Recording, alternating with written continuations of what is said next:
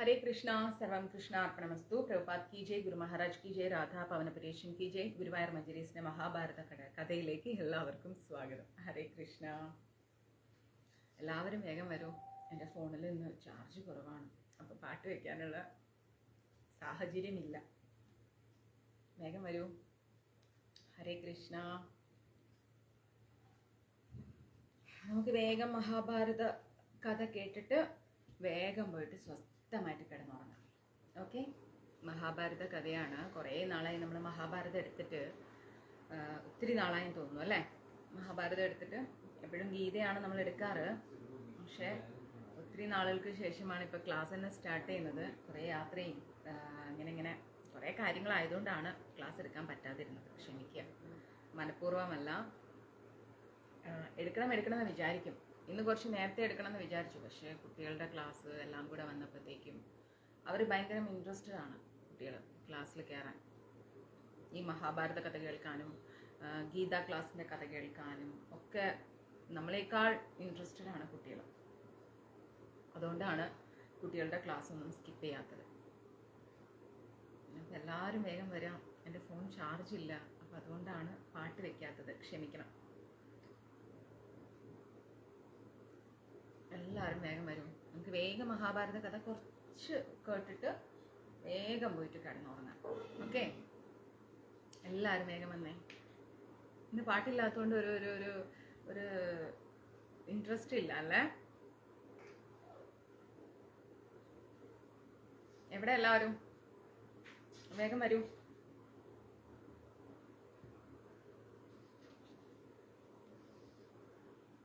ഇതിൽ ചാർജ് ഉണ്ടോ?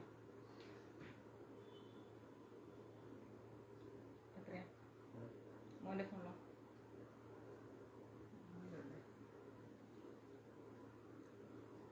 ഇന്ന് 2-3 ക്ലാസ് പോയതുകൊണ്ട് ഒരു ഫോണിലും ചാർജ് ഇല്ല. ബിന്ദമ്മയാണ് ഇവിടുത്തെ എക്സ്റ്റൻഷൻ ബോർഡും കംപ്ലൈൻ്റ് ആക്കി. അപ്പോൾ ഇനി നാളെ വേറെ എക്സ്റ്റൻഷൻ ബോർഡൊക്കെ വാങ്ങിയിട്ട് വേണം ക്ലാസ് എടുക്കാൻ. ഇന്ന് കണ്ടിന്യൂസ് ആയിട്ട് കുട്ടികൾക്ക് വേണ്ടിയിട്ടുള്ള ക്ലാസ് ആയിരുന്നു. രാവിലെ മുതലുള്ള ജോലിയാണ്. നമ്മളെക്കാൾ ഭയങ്കര ഇൻട്രസ്റ്റഡ് ആണ് കുട്ടികൾ ക്ലാസ് കേൾക്കാൻ. അവരിങ്ങനെ എന്താ പറയുക, ആ സൺഡേ ആകുമ്പോഴത്തേക്ക് എന്നെ ഗ്രൂപ്പിൽ മെസ്സേജ് ഇട്ട് തുടങ്ങും, മാതാജി ഇന്ന് ക്ലാസ് ഉണ്ടോ, മാതാജി ഇന്ന് ക്ലാസ് ഉണ്ടോ എന്ന് ചോദിച്ചുകൊണ്ട്. അപ്പോൾ എനിക്ക് അവരെ അങ്ങോട്ടേക്ക് വിഷമിപ്പിക്കാൻ തോന്നില്ല. അതാണ് കാര്യം. അവരുടെ ആ ചോദ്യത്തിന് മുമ്പിൽ നമ്മളെപ്പോഴും ഷോക്കായി പോകും. പാവം, അവർക്ക് കേൾക്കാനുള്ള കൊതി കൊണ്ടാണ്. പക്ഷെ നന്നായിട്ട് കേട്ടിരിക്കും കേട്ടോ. LKG മുതലുള്ള കുട്ടികളുണ്ട് നമ്മുടെ ഗുരുകുലത്തിൽ, കേട്ടിരിക്കും അവർ. അതുകൊണ്ട് തന്നെ ഞാൻ എവിടെ പോയാലും അവർക്ക് വേണ്ടിയുള്ള ക്ലാസ് മുടക്കാറില്ല. എത്ര വയ്യ എങ്കിലും എത്ര ബിസി ആണെങ്കിലും ഞാൻ അവർക്കുള്ള ക്ലാസ് എടുക്കും. കാരണം അത്രയും ഒരു വർക്കിലൊക്കെയാണ് ബിസി ആണെങ്കിൽ മാത്രമേ ഞാനത് സ്കിപ്പ് ചെയ്യൂ. അല്ലെങ്കിൽ കുട്ടികളുടെ ക്ലാസ് എങ്ങനെയും എടുത്തു പോകും. കാരണം അവർക്കത് കേൾക്കാൻ ഭയങ്കര ഇഷ്ടമാണ്. അവരിങ്ങനെ നോക്കിയിരിക്കും. പിന്നെ ഇന്ന് രാമായണത്തിൻ്റെ ഒരു ക്വിസ് കോമ്പറ്റീഷൻ വെച്ചു ഞാൻ ഗുരുകുലത്തിൽ. ശരിക്കും പറഞ്ഞാൽ ഞാൻ ഭയങ്കര ഹാപ്പിയായി. എന്താണെന്ന് വെച്ച് കഴിഞ്ഞാൽ നമ്മൾ ഇത്ര നാളും കുട്ടികൾക്ക് ക്ലാസ് എടുത്തതിന് ഒരു ഗുണമുണ്ടെന്ന് എനിക്ക് മനസ്സിലായി. എന്തൊരു ഹാപ്പി ആയിട്ടെന്നറിയാം. അവർ ആൻസർ പറയുന്നത് ബോയ്സിന് വേറെ ഗേൾസിന് വേറെ 2 സെക്ഷനാക്കി മാറ്റിയിട്ട് ഗേൾസിൻ്റെയും ബോയ്സിൻ്റെയും എടുത്ത് ക്വസ്റ്റ്യൻ ചോദിച്ചപ്പം അവർ നല്ല കറക്റ്റായിട്ട് ഓരോന്നിനും ആൻസർ ചെയ്തുകൊണ്ടിരിക്കുകയാണ്. അതെനിക്ക് ഭയങ്കര ഒരു ഹാപ്പി ആയിരുന്നു. കാരണം വെച്ചാൽ നമ്മൾ ഇത്രയും നാൾ ക്ലാസ് എടുത്തിട്ട് അവർ കുറേ എന്തൊക്കെയോ പഠിച്ചു വെച്ചു എന്നാണ് ഞാൻ എന്താ പറയുക ചിന്തിച്ചത്. പക്ഷേ കുട്ടികൾ ശരിക്കും അതിനൊക്കെ വളരെ ഒരു ഹാപ്പി ആയിട്ട് ആൻസർ പറയുമ്പോൾ എനിക്ക് ഒരുപാട് സന്തോഷം തോന്നുന്നുണ്ട്. കാരണം ഞാൻ ചിന്തിക്കുകയാണ്, നമ്മൾക്ക് പോലും അവരുടെ ഏജിൽ അത്രയും പറയാനോ പഠിക്കാനോ പറ്റിയിട്ടില്ല. അപ്പോൾ അവരത്രയും കൃത്യമായിട്ട് പറയുമ്പോൾ അവർ എത്രമാത്രം ഒരു ഹാപ്പി ആയിട്ടാണ് നമ്മുടെ സനാതന ധർമ്മത്തെ കാണുന്നത്, അല്ലെങ്കിൽ അതേക്കുറിച്ച് മനസ്സിലാക്കുന്നത്, പറയുന്നത്, ശ്രമിക്കുകയാണ്. ഓരോ തവണ ഞാനിങ്ങനെ ഓരോരോ ക്വസ്റ്റ്യൻ ചോദിക്കുമ്പോഴും കുട്ടികളിങ്ങനെ അതിന് വേണ്ടിയിട്ട് അവർ ഓരോരോ ആൻസേഴ്സ് പറയാണ്. അപ്പം ഞാൻ തന്നെ ആലോചിച്ചു പോയി. കാരണം ഇത്രയും മഹർഷിമാരുടെ പേരൊക്കെ ഈ കുഞ്ഞു തലയിൽ ഉണ്ടോ എന്ന് ഞാൻ ഇങ്ങനെ ചിന്തിച്ചു. LKG മുതലുള്ള കുട്ടികൾ ക്ലാസ്സിൽ വന്നിരുന്നിട്ട് ഇങ്ങനെ പറയുമ്പോൾ ശരിക്കും നമ്മൾ വണ്ടർ അടിച്ചു പോകും. അത്രയും നന്നായിട്ടാണ് അവർ ആൻസർ ചെയ്യുന്നത്. എല്ലാം ഭഗവാന്റെ കാരുണ്യം. അതാണ് എനിക്ക് ഒരുപാട് സന്തോഷം. പിന്നെ അവരുടെ പാരൻസും പറയും, മാതാജി ഒരുപാട് ചേഞ്ചസ് ഉണ്ട്, ജപിക്കും, വായിക്കും, നേരത്തെ എഴുന്നേക്കും, മൊബൈൽ എടുത്ത് വെക്കും, അധികമൊന്നും രാത്രി ഫോണിൽ കളിക്കില്ല. കാരണം അവർ പറയണമെന്ന് വെച്ചാൽ മാതാജി പറഞ്ഞിട്ടുണ്ട് നേരത്തെ ഉറങ്ങണം, നേരത്തെ എഴുന്നേൽക്കണം, പിന്നെ ബ്രീത്തിങ് എക്സസൈസ് ചെയ്യണം, ഇത്ര വെള്ളം കുടിക്കണം എന്നൊക്കെ ഇങ്ങനെ പറയുന്നത് കൊണ്ട് അതൊക്കെ അതുപോലെ അനുസരിക്കുന്നു എന്ന് പറയുമ്പോൾ നമുക്കതൊരു സന്തോഷമാണ് അല്ലേ. വരും തലമുറയ്ക്ക് നല്ല കാര്യങ്ങൾ പറഞ്ഞു കൊടുക്കാൻ പറ്റുക, അവരത് ഫോളോ ചെയ്യാന്ന് പറയുന്നത് ഒരു വലിയ സന്തോഷമുള്ള കാര്യം തന്നെയാണ്. നമ്മളും നമ്മുടെ ജീവിതത്തിൽ അതൊക്കെ പ്രാവർത്തികമാക്കാൻ ശ്രമിക്കുക. ഒരുപാട് മാറ്റങ്ങൾ നമുക്കും നമ്മുടെ ജീവിതത്തിൽ കൊണ്ടുവരണം എല്ലാ അർത്ഥത്തിലും. എനിക്ക് പലരുടെയും ഓഡിയോ മെസ്സേജസ് കിട്ടുമ്പോൾ ഞാൻ അതിൽ നിന്ന് മനസ്സിലാക്കുന്നത് ഒറ്റ കാര്യമാണ്. പ്രശ്നങ്ങൾ വരുമ്പോൾ അല്ലെ പ്രതിസന്ധികളിൽ തളർന്നു പോകുന്നുണ്ട് പലരും. ഒരുപാട് പേര് എനിക്ക് മെസ്സേജ് ഇടും, മാതാജി ജീവിച്ചു മടുത്തു, മരിക്കണം തോന്നുന്നു, ഇനി എന്ത് ജീവിതം, ഇതാണ് റീസൺ അതാണ് റീസൺ. നമുക്ക് ഒരിക്കലും ലൈവിൽ വന്നിരുന്നിട്ട് ഒരാളുടെയും പേഴ്സണൽ കാര്യം പറയാൻ പറ്റില്ല, തെറ്റാണ്. പക്ഷെ അവർ പറഞ്ഞു വരുമ്പോൾ അവരുടെ ധ്വനി അതാണ്. അത് കേൾക്കുമ്പോൾ ശരിക്കും എനിക്ക് ഭയങ്കര സങ്കടമാണ്. കാരണം എന്താണെന്നറിയാമോ, ജീവിതമാകുമ്പോൾ ഒരുപാട് പ്രശ്നങ്ങളുണ്ടാവും. എനിക്കും ഉണ്ടാവും, നിങ്ങൾക്കും ഉണ്ടാവും. ചെയ്തതും ചെയ്യാത്തതുമായ ഒത്തിരി ഇഷ്യൂസ് ഉണ്ടാവും. പക്ഷെ അതിനെയൊക്കെ നമ്മളൊന്ന് ഓവർകം ചെയ്യാൻ ശ്രമിക്കുമ്പോഴാണ് നമ്മുടെ ജീവിതം ഒരു സക്സസ് ആവുന്നത് അല്ലേ. അല്ലാതെ നമ്മൾ ഒരിക്കലും ഇങ്ങനെ ഒരു പ്രശ്നം വരുമ്പോഴത്തേക്കും മതി ജീവിച്ചത്, ഇനി ജീവിക്കേണ്ട, ഇത്രയൊക്കെ മതി എന്ന് കരുതുകയാണെങ്കിൽ നമ്മൾ 1000 തവണ മരിക്കണം. ആലോചിച്ച് നോക്കിക്കേ, ഒത്തിരി തവണ നമ്മൾ മരിക്കണം. അപ്പൊ അങ്ങനെയൊന്നും ചിന്തിക്കാതിരിക്കുക. കാരണം നമ്മുടെ ജീവിതം ഏത് സമയത്താണ് ചേഞ്ച് ആവുന്നത് നമുക്ക് പറയാൻ പറ്റില്ല. എന്താണ് പെട്ടെന്നൊരു മാറ്റം നമ്മുടെ ലൈഫിൽ സംഭവിക്കാൻ പോകണമെന്ന് നമുക്ക് പറയാൻ പറ്റില്ല. അപ്പൊ ഏത് സമയത്തും ജീവിതത്തിൽ ഒരു മാറ്റം വരും എന്നുള്ളത് നമ്മൾ മനസ്സിലാക്കുക. അത് ചിലപ്പം ഒരു രോഗത്തിന്റെ രീതിയിലാവാം, ചിലപ്പോൾ ഒരു സാമ്പത്തിക പ്രയാസത്തിന്റെ രീതിയിലാവാം, ചിലപ്പോൾ മറ്റെന്തെങ്കിലും തരത്തിലാവാം, അല്ലെങ്കിൽ ബന്ധങ്ങൾ അകന്നു പോകുന്ന രീതിയിലാവാം. അപ്പോൾ ഇതൊക്കെ നമ്മൾ മനസ്സിലാക്കിയിട്ട് വേണം മുന്നോട്ട് ജീവിക്കാൻ. ഞാനത് എന്നും പറയണമെന്ന് വിചാരിക്കുന്ന കാര്യമാണ്. ഏതവസ്ഥയിലും നമ്മൾ വിചാരിക്കും നമ്മളെ വിട്ടിട്ട് ഒരിക്കലും പോവില്ല എന്ന് വിചാരിക്കുന്നവർ ചിലപ്പോൾ നമ്മളെ വിട്ടിട്ട് പോയേക്കാം. ചിലപ്പോൾ ഞാൻ വളരെ ഹെൽത്തിയാണ്, എനിക്കൊരു കുഴപ്പമില്ല എന്ന് വിചാരിക്കുന്നിടത്താവാം പെട്ടെന്നൊരു വയ്യായിക ഉണ്ടാവുന്നത്. മനസ്സിലാവുന്നില്ലേ? ചിലപ്പം എൻ്റെ അച്ഛൻ എന്നും കൂടെ ഉണ്ടാവും, അമ്മ എന്നും കൂടെ ഉണ്ടാവും, ഭർത്താവ് എന്നും കൂടെ ഉണ്ടാവും, ഭാര്യ എന്നും കൂടെ ഉണ്ടാവും എന്ന് ചിന്തിച്ചുകൊണ്ടിരിക്കുമ്പോഴായിരിക്കും ചിലപ്പം ആ ഒരു വിയോഗം നമ്മളിൽ സംഭവിക്കുന്നത്. അപ്പോൾ ജീവിതം എന്ന് പറയുന്നത് എപ്പോഴും ഇങ്ങനെ സ്മൂത്ത് ആയിട്ട് പോവില്ല. ഏത് സൈഡിൽ നിന്ന് വേണമെങ്കിലും ഏത് രീതിയിൽ വേണമെങ്കിലും നമുക്കൊരു തിരിച്ചടി പ്രതീക്ഷിക്കാം. അത് മനസ്സിലാക്കിക്കൊണ്ട് ചിന്തിച്ചുകൊണ്ട് നമ്മൾ എന്തും ഫേസ് ചെയ്യാനുള്ള ഒരു മാനസിക തയ്യാറെടുപ്പ് ജീവിതത്തിൽ എപ്പോഴും വേണം. അങ്ങനെ ഉണ്ടാവുമ്പോൾ നമുക്കൊരിക്കലും എന്താണ് ജീവിതത്തിൽ പെട്ടെന്നൊരു മാറ്റം വരുന്ന സമയത്ത് മരിച്ചു പോകണം അല്ലെങ്കിൽ ജീവിക്കണ്ട എന്നൊരു തോന്നലുണ്ടാവില്ല. ക്ലിയർ? അപ്പോൾ അതൊന്ന് മാക്സിമം ശ്രദ്ധിക്കുക, ഹാപ്പി ആയിട്ടിരിക്കുക. ഇപ്പോൾ ഫേസ്ബുക്കിന് ഒരു നിബന്ധനയുണ്ട്. അതായത് 90 ദിവസത്തിൻ്റെ മേളിൽ നമ്മുടെ യാതൊരു തരത്തിലുള്ള വീഡിയോസും ഒന്നും ഫേസ്ബുക്ക് ഇത് ചെയ്യില്ല, ക്യാരി ചെയ്യില്ല, ഡിലീറ്റ് ചെയ്ത് കളയും. അപ്പോൾ അതുകൊണ്ട് തന്നെ നമ്മുടെ കുറേ പഴയ ക്ലാസ്സസ് മിസ്സായിട്ടുണ്ട് ഫേസ്ബുക്കിൽ നിന്ന്. അത് FBയുടെ ഒരു നിബന്ധനയാണ്, ഓട്ടോമാറ്റിക്കലി ഡിലീറ്റ് ആവുന്നതാണ്. അപ്പം അങ്ങനെ ഡിലീറ്റ് ആയവർക്ക് ഏതെങ്കിലും ക്ലാസ് ഒക്കെ മിസ്സായിട്ടുണ്ടെങ്കിൽ യൂട്യൂബിൽ നമ്മുടെ ക്ലാസ് ഒക്കെ കിടക്കുന്നുണ്ട്. നിങ്ങൾ യൂട്യൂബിൽ കയറിയിട്ട് ക്ലാസ് കാണാൻ ശ്രമിക്കുക. ഓക്കെ, അതിൽ നമ്മളിവിടെ FBയിൽ ഇടുന്ന എല്ലാ ക്ലാസ്സും അതിൽ വരുന്നുണ്ട്. അപ്പോൾ അതൊന്ന് ചെക്ക് ചെയ്താൽ മതി. മറ്റ് വിശേഷങ്ങളൊന്നുമില്ല. 2 ദിവസം കൂടെ കഴിഞ്ഞാൽ നമുക്ക് കിച്ചോട്ടനും രാധാറാണിക്കും ഹാരമൊക്കെ ഇട്ട് തുടങ്ങാം. അപ്പം അങ്ങനെയൊക്കെ പോകുന്നു. പിന്നെ രാമായണം ഞാൻ എടുക്കാത്തത് ഓൾമോസ്റ്റ് എല്ലാവർക്കും രാമായണം അറിയാം. ഒരു ആവർത്തന വിരസത വേണ്ടാന്ന് ഓർത്തിട്ടാണ്. പിന്നെ ഇപ്പോൾ നിങ്ങളെല്ലാവരും നല്ല ഒരു പൊസിഷനിലേക്ക് ഒരുപാട് പേരുടെ ക്ലാസ് കേട്ടിട്ട്, എൻ്റേതെന്ന് മാത്രം ഞാൻ പറയില്ല, ഒരുപാട് പേരുടെ ക്ലാസ് കേട്ടിട്ടും ഒത്തിരി പ്ലാറ്റ്ഫോംസ് നമുക്കുണ്ട് അല്ലേ. FBയിലൊക്കെ ഒത്തിരി പ്ലാറ്റ്ഫോംസ് ഉണ്ട്. അപ്പം അവിടെ നിന്നൊക്കെ ഒരുപാട് സ്ഥലങ്ങളിൽ നിന്ന് കേട്ടിട്ടും വായിച്ചിട്ടും പഠിച്ചിട്ടും ഒക്കെ രാമായണത്തെക്കുറിച്ച് അതിവിശേഷമായിട്ട് അറിയാം. അപ്പം അതുകൊണ്ടാണ് ഞാനൊരു ആവർത്തന വിരസത ഒഴിവാക്കുന്നത്. വീടുകളിൽ നിങ്ങൾ എല്ലാവരും രാമായണം കേൾക്കുന്നുണ്ട്, വായിക്കുന്നുണ്ട്, പഠിക്കുന്നുണ്ട്. പിന്നെ എന്തെങ്കിലും സംശയങ്ങളുണ്ടെങ്കിൽ മാത്രം മഞ്ജരീസിലേക്ക് ഇട്ട് വെക്കുക, ഞാൻ അതിന് റിപ്ലൈ തരാം. അതർവൈസ് നമ്മളും കൂടി ഇനി എന്താ പറയാ, വീണ്ടും വന്നിട്ട് നമ്മളും കൂടെ അതെടുത്ത് ഒരു ഇതാവണ്ടെന്ന് ഓർത്തിട്ടാണ് ഞാൻ എടുക്കാത്തത്. ഓക്കെ, അപ്പോൾ നമ്മളൊരു കഴിഞ്ഞ വർഷവും മറ്റോ രാമായണത്തിന്റെ സമയത്ത് ഹനുമച്ചരിതം എടുത്തിട്ടുണ്ടായിരുന്നു അല്ലേ. അപ്പം അതൊക്കെ യൂട്യൂബിലുണ്ട്, അതൊക്കെ കാണുക, കേൾക്കുക. ഞാനിവിടെ എത്തിയിട്ട് ഒരു 4-5 ദിവസമായതേ ഉള്ളൂ. എത്തിയപ്പോൾ മുതൽ ഷൂട്ടിങ്ങിൻ്റെ തിരക്കിലായിരുന്നു. ഇന്നൊരു ദിവസമാണ് എനിക്ക് ഒഴിവ് കിട്ടിയത്. ഇന്നപ്പോൾ കുട്ടികൾക്കെല്ലാം ക്ലാസ് എടുത്തു. നാളെ ഇനിയിപ്പോൾ അന്നദാനം, നമ്മുടെ കർക്കിടക മാസത്തിൻ്റെ അന്നദാനം ഒന്ന് ചെയ്യണം. കുറച്ച് അന്നദാനങ്ങൾ കൊടുക്കാനുണ്ട്. അപ്പം നാളെ അതൊന്ന് ചെയ്യണം. അതിനുള്ള തയ്യാറെടുപ്പിലാണ്. ഇന്ന് നമുക്ക് മഹാഭാരതം ക്ലാസ് എടുക്കാം. ഹരേ കൃഷ്ണ. ഇന്ന് രാവിലെ മുതലേ ക്ലാസ് എടുത്ത് ഞാൻ ഭയങ്കരമായിട്ട് ടയർഡായി. അതൊന്ന്. രണ്ടാമത്തത് എന്താണ്, വീട്ടിലെ ക്ലീനിങ്. എവിടെയെങ്കിലും പോയിട്ട് വന്നാലും മറ്റ് അസുഖമൊന്നുമില്ലമ്മ, രാവിലെ മുതലുള്ള ജോലി തിരക്ക്, വീട് ക്ലീനിങ്, കുട്ടികൾക്ക് ക്ലാസ് എടുക്കുന്നത്, ഇത് തന്നെയായിരുന്നു ഇന്ന് രാവിലെ മുതൽ. ഞാൻ ഈ ഇരുന്ന ഇരിപ്പിൽ തന്നെ ക്ലാസ് എടുത്തുകൊണ്ടിരിക്കുകയാണ്. അങ്ങോട്ടും ഇങ്ങോട്ടും എനിക്ക് നനങ്ങാൻ സമയം കിട്ടിയിട്ടില്ല. ഈ ക്ലാസ് കഴിഞ്ഞതും ഞാൻ പോയിട്ട് കിടന്നുറങ്ങും, അത്രയേ ഉള്ളൂ, വേറെ ഒന്നുമില്ല. യാത്ര ചെയ്തേണ്ടി ഇന്നലെ വരെ ഷൂട്ട് ഉണ്ടായിരുന്നു. മെനയാന്നും ഒക്കെ ഷൂട്ട് ഉണ്ടായിരുന്നു. അപ്പോൾ രാത്രിയിൽ കുറച്ച് ഉറക്കം കുറച്ച് അങ്ങോട്ടും ഇങ്ങോട്ടൊക്കെ ആയി. അപ്പോൾ അതുകൊണ്ടൊക്കെയുള്ള ഒരു പ്രശ്നം, വേറെ ഒന്നുമില്ല. ഓക്കെ, ഇന്നും രാത്രി ഒന്ന് ഉറങ്ങിയിട്ട് നാളെ രാവിലെ എനിക്ക് ഫ്രഷ് ആവും. അപ്പോൾ അതുവരെയുള്ള ഒരു ചെറിയൊരിത്. അപ്പോൾ നമുക്ക് പഠിക്കാം. ഇനി നമ്മൾ പഠിക്കാൻ പോകുന്നത് വിവിധ തരത്തിലുള്ള ദാനഫലങ്ങളെ കുറിച്ചിട്ടാണ്. മഹാഭാരതമായിട്ടും എടുക്കുന്നത്. രാമായണം എടുക്കാത്തതിൽ ആരും പരാതി വെക്കണ്ട, എല്ലായിടത്തും ഉണ്ട് രാമായണം, എല്ലാവരും എടുക്കുന്നുണ്ട്. അപ്പം അതുകൊണ്ടാണ് ഞാൻ എടുക്കാത്തത്. ഒത്തിരി പേര് എടുക്കുന്നുണ്ടല്ലോ. ഞാൻ എടുക്കുന്ന ക്ലാസ് മാത്രം കേൾക്കണമെന്ന് ഞാൻ ഒരിക്കലും വാശി പിടിക്കില്ല, എനിക്കത് ഇഷ്ടമല്ല. കാരണം ഞാൻ പറയുന്നതായിരിക്കില്ല മറ്റൊരാൾ പറയുന്നത്, മറ്റൊരാൾ പറയുന്നതായിരിക്കില്ല ഞാൻ പറയുന്നത്. അപ്പോൾ എല്ലാ പ്ലാറ്റ്ഫോമിൽ ഭഗവാനെ കുറിച്ച് അറിയാൻ ശ്രമിക്കുക. ആരാണോ ഭഗവാനെ കുറിച്ച് നമ്മളടുത്ത് പറഞ്ഞു തരുന്നത് അത് കേൾക്കുക, ഉൾക്കൊള്ളുക. ഓക്കെ, അപ്പോൾ ഒത്തിരി ആളുകൾ രാമായണം എടുക്കുന്നുണ്ട്. അപ്പോൾ അങ്ങനെ ഏതെങ്കിലും എടുക്കും. നമുക്ക് പെൻഡിങ്സ് ഉണ്ട് ഇഷ്ടം പോലെ. മഹാഭാരതം പെൻഡിങ് ആണ്, ഗീത പെൻഡിങ് ആണ്. അപ്പോൾ നമുക്ക് മെല്ലെ ഇങ്ങനെ സൈഡിൽ കൂടെ മഹാഭാരതവും ഗീതയൊക്കെ കേട്ടിട്ട് പോവാം. രാമായണം എല്ലാവർക്കും അറിയുന്ന കാര്യമല്ലേ, അതുകൊണ്ടാട്ടോ എടുക്കാത്തത്. ആരും അതിലൊന്നും വിഷമം വിചാരിക്കേണ്ട. പിന്നെ നമ്മുടെ ഗ്രൂപ്പിൽ ഞാൻ പല പല നോളജ് നിങ്ങൾക്ക് ഇട്ട് തരുന്നില്ലേ, ഒത്തിരി കാര്യങ്ങൾ നമ്മുടെ എക്സിക്യൂട്ടീവ് കമ്മിറ്റി ഷെയർ ചെയ്യുന്നില്ലേ. ക്ഷേത്രമഞ്ജരി, ജ്ഞാനമഞ്ജരി, രാമായണ മഞ്ജരി എന്നൊക്കെ പറഞ്ഞിട്ട് അത് നിങ്ങൾക്ക് ഉപകാരപ്രദമാവുന്നുണ്ടോ ഇല്ലേ, ഞാനത് ചോദിക്കണം എപ്പോഴും വിചാരിക്കും. നിങ്ങൾക്ക് മനസ്സിലാക്കാൻ പറ്റുന്നുണ്ടോ കുറേ കാര്യങ്ങൾ? ക്ഷേത്രമഞ്ജരി ഓൾറെഡി ഷൈനിയമ്മ കുറേ ഇടുന്നുണ്ട്. പക്ഷെ എന്നിരുന്നാലും മറ്റു കുറേ അറിവുകൾ നമ്മൾ ഗ്രൂപ്പിൽ ഷെയർ ചെയ്യുന്നില്ലേ, അത് യൂസ്ഫുൾ ആവുന്നുണ്ടോ ശരിക്കും? അല്ലെങ്കിൽ നിങ്ങൾക്ക് ഇങ്ങനെ മെസ്സേജുകൾ വരുന്നതുകൊണ്ട് ഇറിറ്റേഷൻ ആണോ തോന്നുന്നത്? എന്തിനാ എപ്പോഴെപ്പോഴും ഇങ്ങനെ ഓരോരോ കാര്യങ്ങൾ ഇങ്ങനെ ആയില്യത്തെക്കുറിച്ചും അതും ഇതും ഇങ്ങനെ ഓരോന്ന് വലിച്ചു വാരിയിട്ടുകൊണ്ടിരിക്കുന്നു, അങ്ങനെ എന്തെങ്കിലും ഫീൽ ഉണ്ടോ? അതോ ഇങ്ങനെയുള്ള അറിവുകൾ ഞാൻ നിങ്ങൾക്ക് ഷെയർ ചെയ്യുന്നത് കൊണ്ട് സന്തോഷമാണോ? കാരണം അതൊക്കെ ടൈപ്പ് ചെയ്ത് ഉണ്ടാക്കാൻ കുറേ പ്രയാസമുണ്ട്. ടൈപ്പ് ചെയ്ത് എഡിറ്റ് ചെയ്ത് കറക്റ്റ് ചെയ്ത് ചില സമയത്തൊക്കെ രാത്രിയിൽ ഇങ്ങനെ പാതി ഉറക്കത്തിലൊക്കെ ഇരുന്നിട്ടായിരിക്കും ടൈപ്പ് ചെയ്യുന്നത്.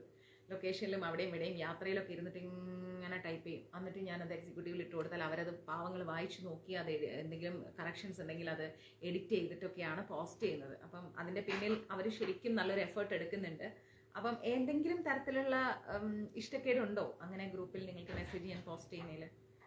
ഞാൻ മറ്റുള്ള യാതൊന്നും പോസ്റ്റ് ചെയ്യാറില്ല. കാരണം ഗുഡ് മോർണിംഗ്, ഗുഡ് നൈറ്റ്, അത് ഇത് അനാവശ്യമായിട്ടുള്ള ഓഡിയോസ് ഒന്നും പോസ്റ്റ് ചെയ്യാറില്ല. നിങ്ങളുടെ ഫോൺ മെമ്മറി ഫില്ലാവരുതെന്ന് ഓർത്തിട്ടാണ് ഞാൻ ഓഡിയോ രൂപത്തിൽ ഇടാത്തത്. എല്ലാം റൈറ്റപ്പ് ചെയ്തിടുന്നത്.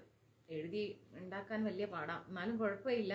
ഇപ്പോൾ വോയിസ് റൈറ്റപ്സ് ഒക്കെ ഉണ്ട്, എങ്കിലും എഴുതി ഉണ്ടാക്കാനാണ് ചെയ്യുന്നത്. അപ്പോൾ അതുകൊണ്ട് നിങ്ങൾക്ക് ഹാപ്പി അല്ലേ നിങ്ങൾ അതെല്ലാം ഇടുന്നത്? നല്ല കാര്യമാണ്. ഓക്കെ, വളരെ സന്തോഷം. അപ്പോൾ സന്തോഷമാണ്, ഒത്തിരി ഒത്തിരി ഒത്തിരി. ഓക്കെ ഓക്കെ, അത് നല്ലതാണ്.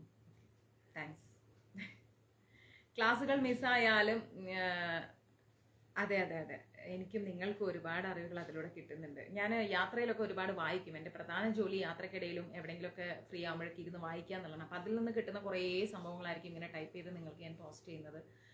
അപ്പോൾ ക്ലാസ് ഇല്ലാത്ത സമയത്തും നിങ്ങൾക്കത് ഉപകാരപ്രദമാവുമല്ലോ, അതുകൊണ്ടാണ്. സാരമില്ല രാജമ്മ, അതൊക്കെ സ്വാഭാവികം. ഇപ്പം ഞാൻ ഇത്രയും ക്ലാസ് എടുത്തു, എൻ്റെ തലയിലും വല്ലതുണ്ടോയെന്ന് വെച്ചാൽ ഒന്നും ഓർമ്മയുണ്ടാവില്ല. സുഖമായിരിക്കുന്നു ശൈലജ മാതാജി. എന്താ പറയുക, സാരമില്ല. മറവിയൊക്കെ ഒരു അനുഗ്രഹമാണോ എന്ന് ചോദിച്ചാൽ അനുഗ്രഹമാണ് അല്ലേ, നമുക്ക് നല്ലതാണ്. ശരിക്കും മറവി നല്ലൊരു അനുഗ്രഹമായ ഒരു കാര്യമാണ്. പക്ഷെ ചില ഓർത്ത് വെക്കേണ്ട കാര്യങ്ങൾ മറന്നുപോയി കഴിഞ്ഞാൽ പിന്നെ നമുക്കൊന്നും ചെയ്യാൻ പറ്റൂല. സാരമില്ല, അതൊന്നും കുഴപ്പമില്ല. കേൾക്കുന്നുണ്ടല്ലോ നമ്മുടെ ആത്മാവ്, സന്തോഷം, അത് മതി. ശിബേച്ചി, അപ്പൊ നമുക്ക് മഹാഭാരതം ക്ലാസ് എടുക്കാം. ഓക്കെ, നമ്മൾ പഠിച്ചുകൊണ്ടിരിക്കുന്നത് മഹാഭാരതത്തില് അനുശാസന പർവമാണ്. ഞാൻ തന്നെ എന്ത് പറയണമെന്ന് സുഖം എനിക്ക് തന്നെ ഓർമ്മയില്ല. കുട്ടികൾക്ക് രാമായണം ഒരു സെക്ഷൻ, ഗീത ഒരു സെക്ഷൻ, ബേസിക് നോളജസ് ഒരു സെക്ഷൻ, പിന്നെ അത് കഴിഞ്ഞിട്ട് എന്താണ് മറ്റേ കൃഷ്ണാവബോധം ഒരു സെക്ഷൻ, ഇങ്ങനെ പോകും ക്ലാസ്. ഇനിയിപ്പം നമുക്ക് വലിയവർക്ക് വേണ്ടി മഹാഭാരതം. അപ്പോൾ ഒന്നും ഓർമ്മയിൽ നിൽക്കില്ല.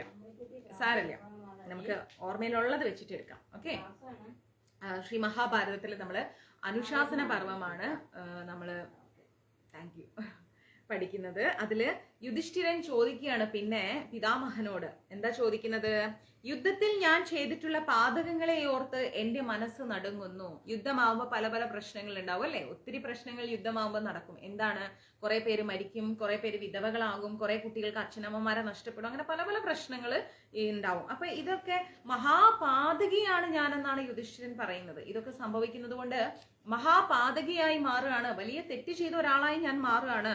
100 ലക്ഷം പുരുഷന്മാരെ കൊന്നിരിക്കുന്ന മഹാപാതകിയായ ഞാൻ 100 ലക്ഷം ആൾക്കാരെയാണ് കൊന്നിരിക്കുന്നത്. അപ്പൊ അത്രയും ആൾക്കാരെ കൊന്ന മഹാപാതകിയായിരിക്കുന്ന ഞാന് എങ്ങനെയാണ് ഇത്രയും ആളുകളെ ഞാൻ അനാഥരാക്കി? യുധിഷ്ഠിരൻ സ്വയം പറയാണ്, ഇത്രയും ആളുകളെ ഞാൻ കൊന്ന് അനാഥരാക്കി. അപ്പോ എത്ര പേരാണ് ബന്ധുക്കളില്ലാതെ ഇങ്ങനെ വിഷമിക്കുന്നത്? എത്ര പേരാണ് അതിനെ ആലോചിച്ച് സങ്കടപ്പെടുന്നത്? എത്ര കുടുംബങ്ങൾക്ക് ഞാനൊരു സമാധാനക്കേടായി? അപ്പൊ ഇതിന്റെയൊക്കെ ഫലം എന്താണ് എനിക്ക് ലഭിക്കാൻ പോകുന്നതെന്ന് പിതാമഹനോട് ചോദിക്കുകയാണ്. ഇതിനെല്ലാം വല്ല പരിഹാരം ഉണ്ടോ?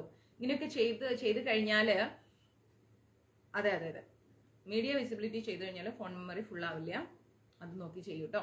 അപ്പോൾ ഇങ്ങനെയൊക്കെ ചെയ്തു കഴിഞ്ഞാൽ ഇതിന് വല്ല തരത്തിലുള്ള എന്തെങ്കിലും പരിഹാരം ഉണ്ടോ ഇങ്ങനെ ചെയ്യുന്ന തെറ്റിനൊക്കെ എന്ന് ചോദിക്കുകയാണ്.